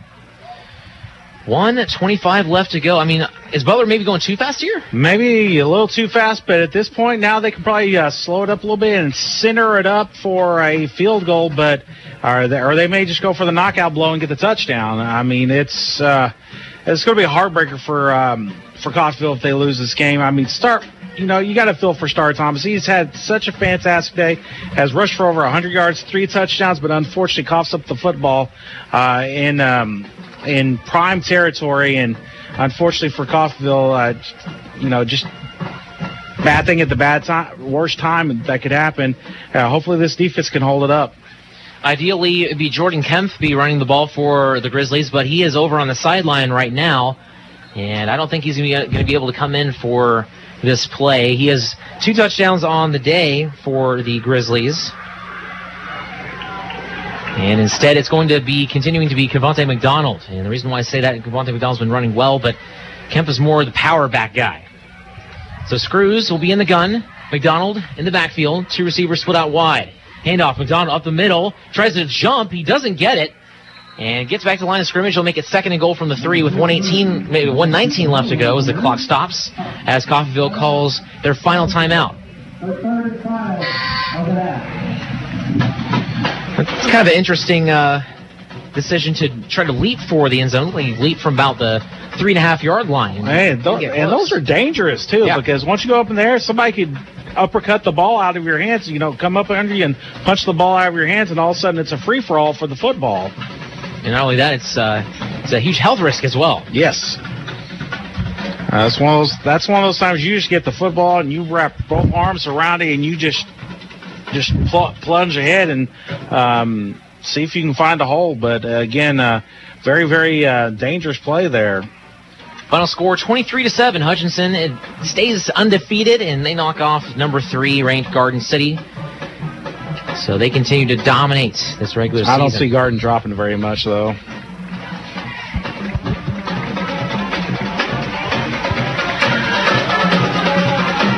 right, so here we go. 2nd and goal, and it's actually going to say it's at the 2-yard line, so a gain of 1 from McDonald.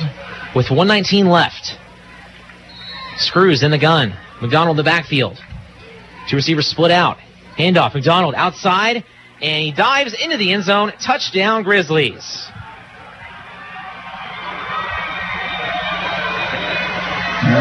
Devontae McDonald with an incredible drive.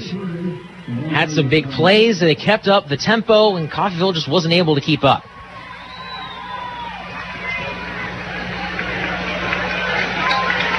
Hankinson in for the PAT for the Grizzlies, as it is now 27-23. 9 plays, 60 yards, 2:01 off the clock. Here's the PAT on the way, and it is good. So 28-23 with 1:15 left to go.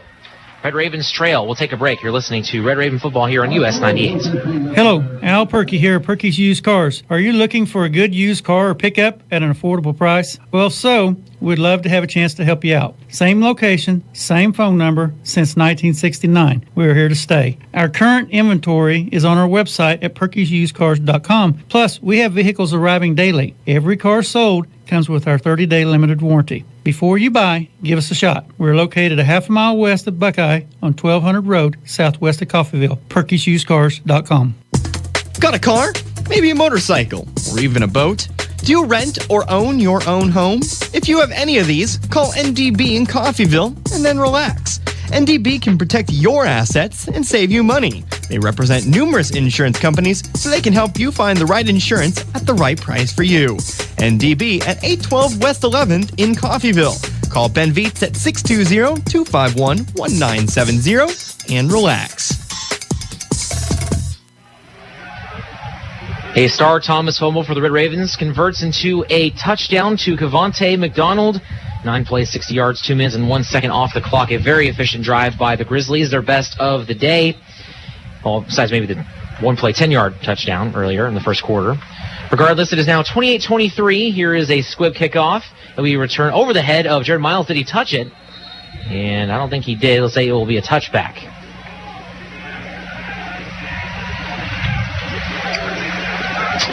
So Red Ravens got a long way to go in a short amount of time. 1:15 left to go in this one.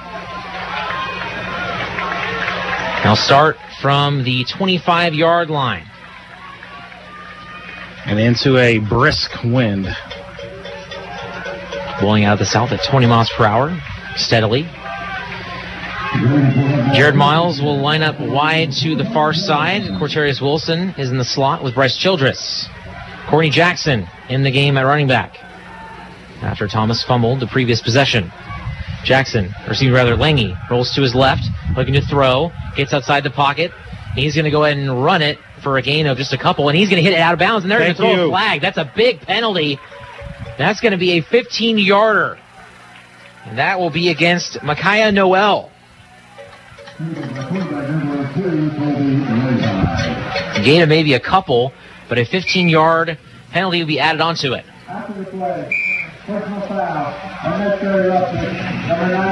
Wow, that is a huge penalty. That should move them all the way down to, I believe, the 49-yard line.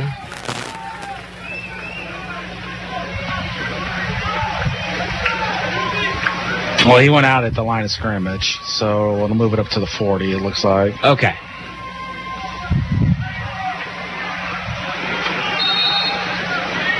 So from the 40-yard line, they'll operate with 1:07 left to go.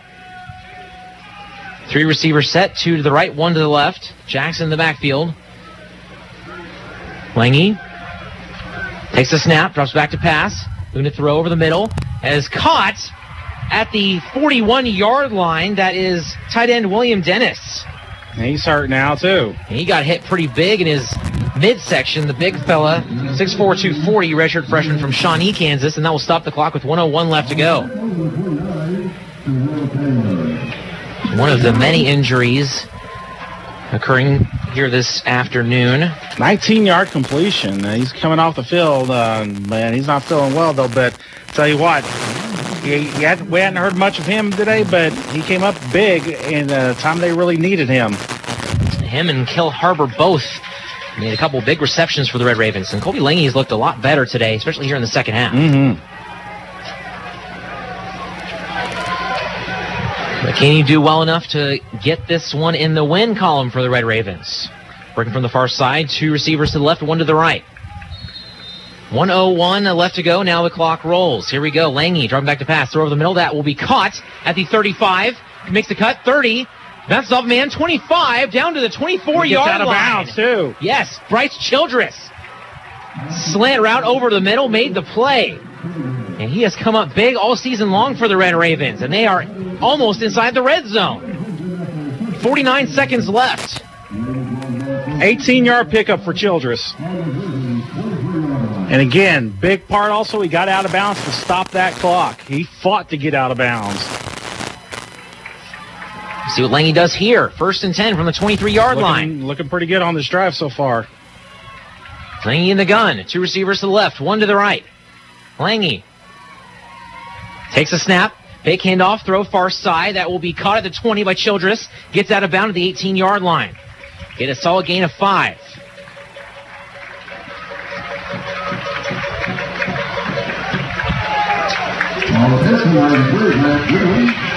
And continue to move with efficiency. That one taking just 5 seconds off the clock with 44 seconds flat left to go. This would be a huge win if the Ravens can pull this one off. Jackson in the backfield once again. Lange's going to go under center. Once again, three wide receiver set. 10 on the play clock. And a whistle. And now Butler's going to take a timeout. They'll have 1 left to go.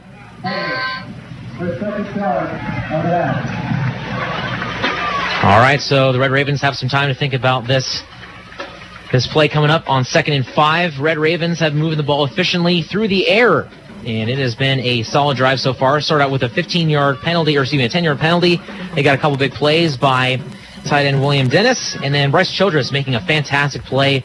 Slant over the middle, getting out of bounds, and that is where we stand. 44 seconds left to go. What would you like to see the Red Ravens do here?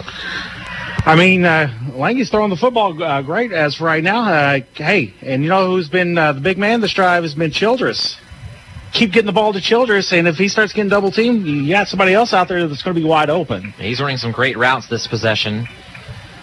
I mean, he had the huge catch, and you thought he was going to get pulled down in bounds, but no, he just kept fighting until he was able to get out of bounds and stop that clock, and then he just caught the 5-yard out pattern and was able to get out of bounds as well, leaving us with 44 seconds remaining here in the ball game. And the Red Ravens on the 18-yard line. We'll go with a 4 receiver set with Kel Harbor actually now coming to the line of scrimmage, so 3 wide receiver set this time around. Lange's in the gun. Here we go. 2nd and 5, 44 seconds left. Lange drops back to pass, looking to throw. He's going to run up. He's got some room to run. He's at the 10, and he gets hit hard, and he gets flipped up, and he's down at the 7-yard line. Yeah, clock continues to run, and now we have a player for the Grizzlies with his helmet off, and that will stop the clock. That was Dalen Williams, defensive lineman. And the referee's trying to chase his hat down. He threw it up, yes. 36 seconds is where we stand. So 1st and goal from the 7-yard line.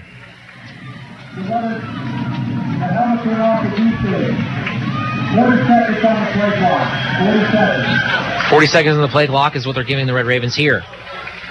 Here we go. You better pull it over if you're driving here. Lange under center, takes the snap, hands it off. Jackson up the middle, gets to the 5, close at the goal line, down to the 1, and he is going to be stopped right there at the 1-yard line. 25 seconds Got up there remaining. and spike the ball. So it's now 2nd and goal from the 1. Lange takes it, and he's going to spike it with 19 seconds left to go. Ferrante Cutler is going to come in at fullback.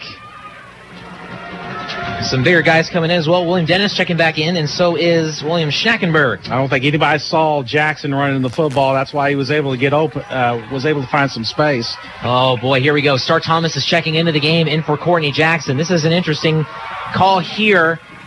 Showing confidence in him. So Butler's going to call their final timeout. Now, that's really interesting because this will be his first snap of this drive. He hasn't been in since he coughed up the fumble on the previous possession. I mean, he's showing confidence in that young running back. he's had a great game today. He's had over 100 yards rushing, 3 touchdowns. And Coach Lange's just saying, hey, or Coach Liker is just basically saying, hey, I believe in you. I believe in you. You made a mistake, but you've been carrying us most of the day today. I believe in you, and I think that's what I think this is a message to that young running back. So it's 3rd and goal. And it looked to me like they were going to have a 0 wide receiver set before they called the timeout. And what are they discussing here?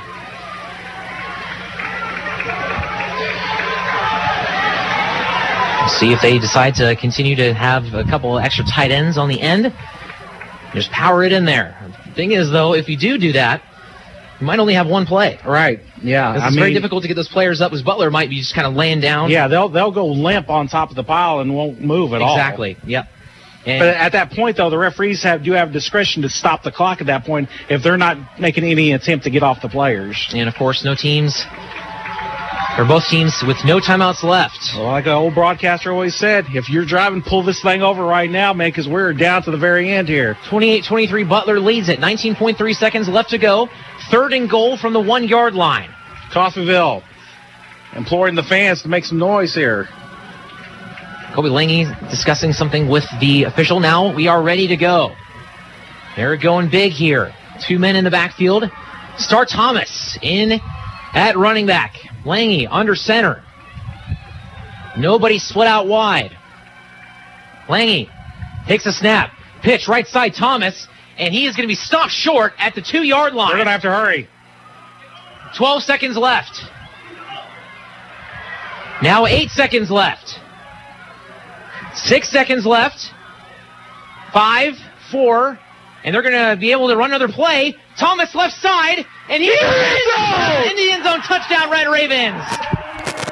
That's the ball game. No time left. Coffeyville wins it. 29-28. On the last play of the game, and Dorian Lewis with a couple of cartwheels. He got another one from Prochet over here. He seems to be fine. Coffeyville wins. What a finish! Oh my goodness! They went down the field and scored a touchdown on the last play of the game. Star Thomas, who fumbled the football that gave Butler the lead, he comes back, and it looks like he was going to be stopped at the 1-yard line, and he comes back and scores the touchdown to win the ball game. So Coffeyville is going to have to try the PAT, but of course all that Coffeyville has to do is kneel it. Yeah, you just snap it and kneel it here. There's no need to try to go for the extra point. What a win for the Red Ravens. They will advance to 3-1 in conference and regular season play. And as for Butler, they'll drop their 3rd loss of the regular season. Yeah, you just send the offense out there, get Lange under center, take the snap, knee it, game over. Unbelievable game for Star Thomas, getting his 4th touchdown of the day. None more important than this one as time expires. What a gutsy call by Coach Liker to run the play there instead of spike it. Yeah, exactly, and basically running 2 straight running plays.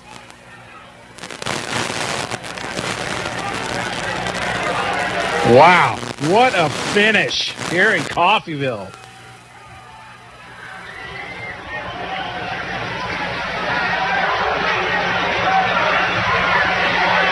Again, here you send Lange out here and just have him take the snap and knee it.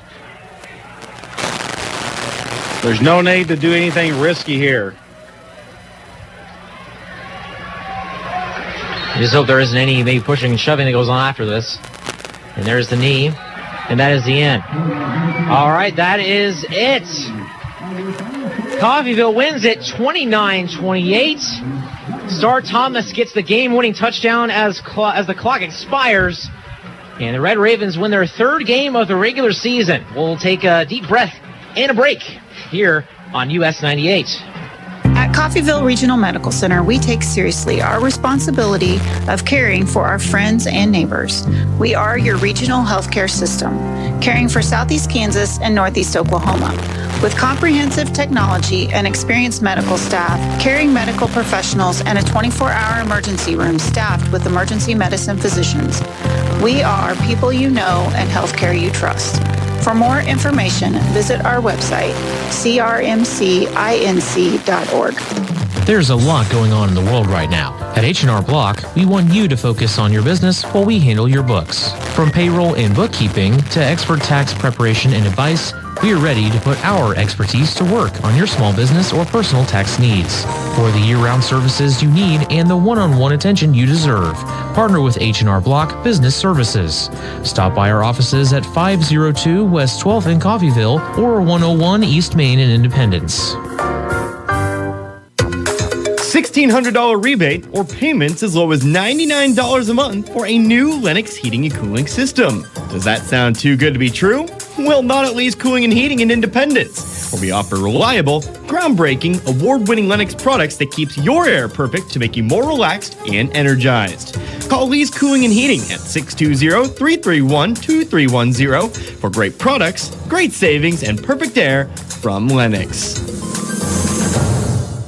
Make your home more comforting with help from Derailed Commodity. Update your flooring with the area's largest selection of in-stock carpet, luxury vinyl plank, tile, area rugs, and more in many styles, brands, and colors.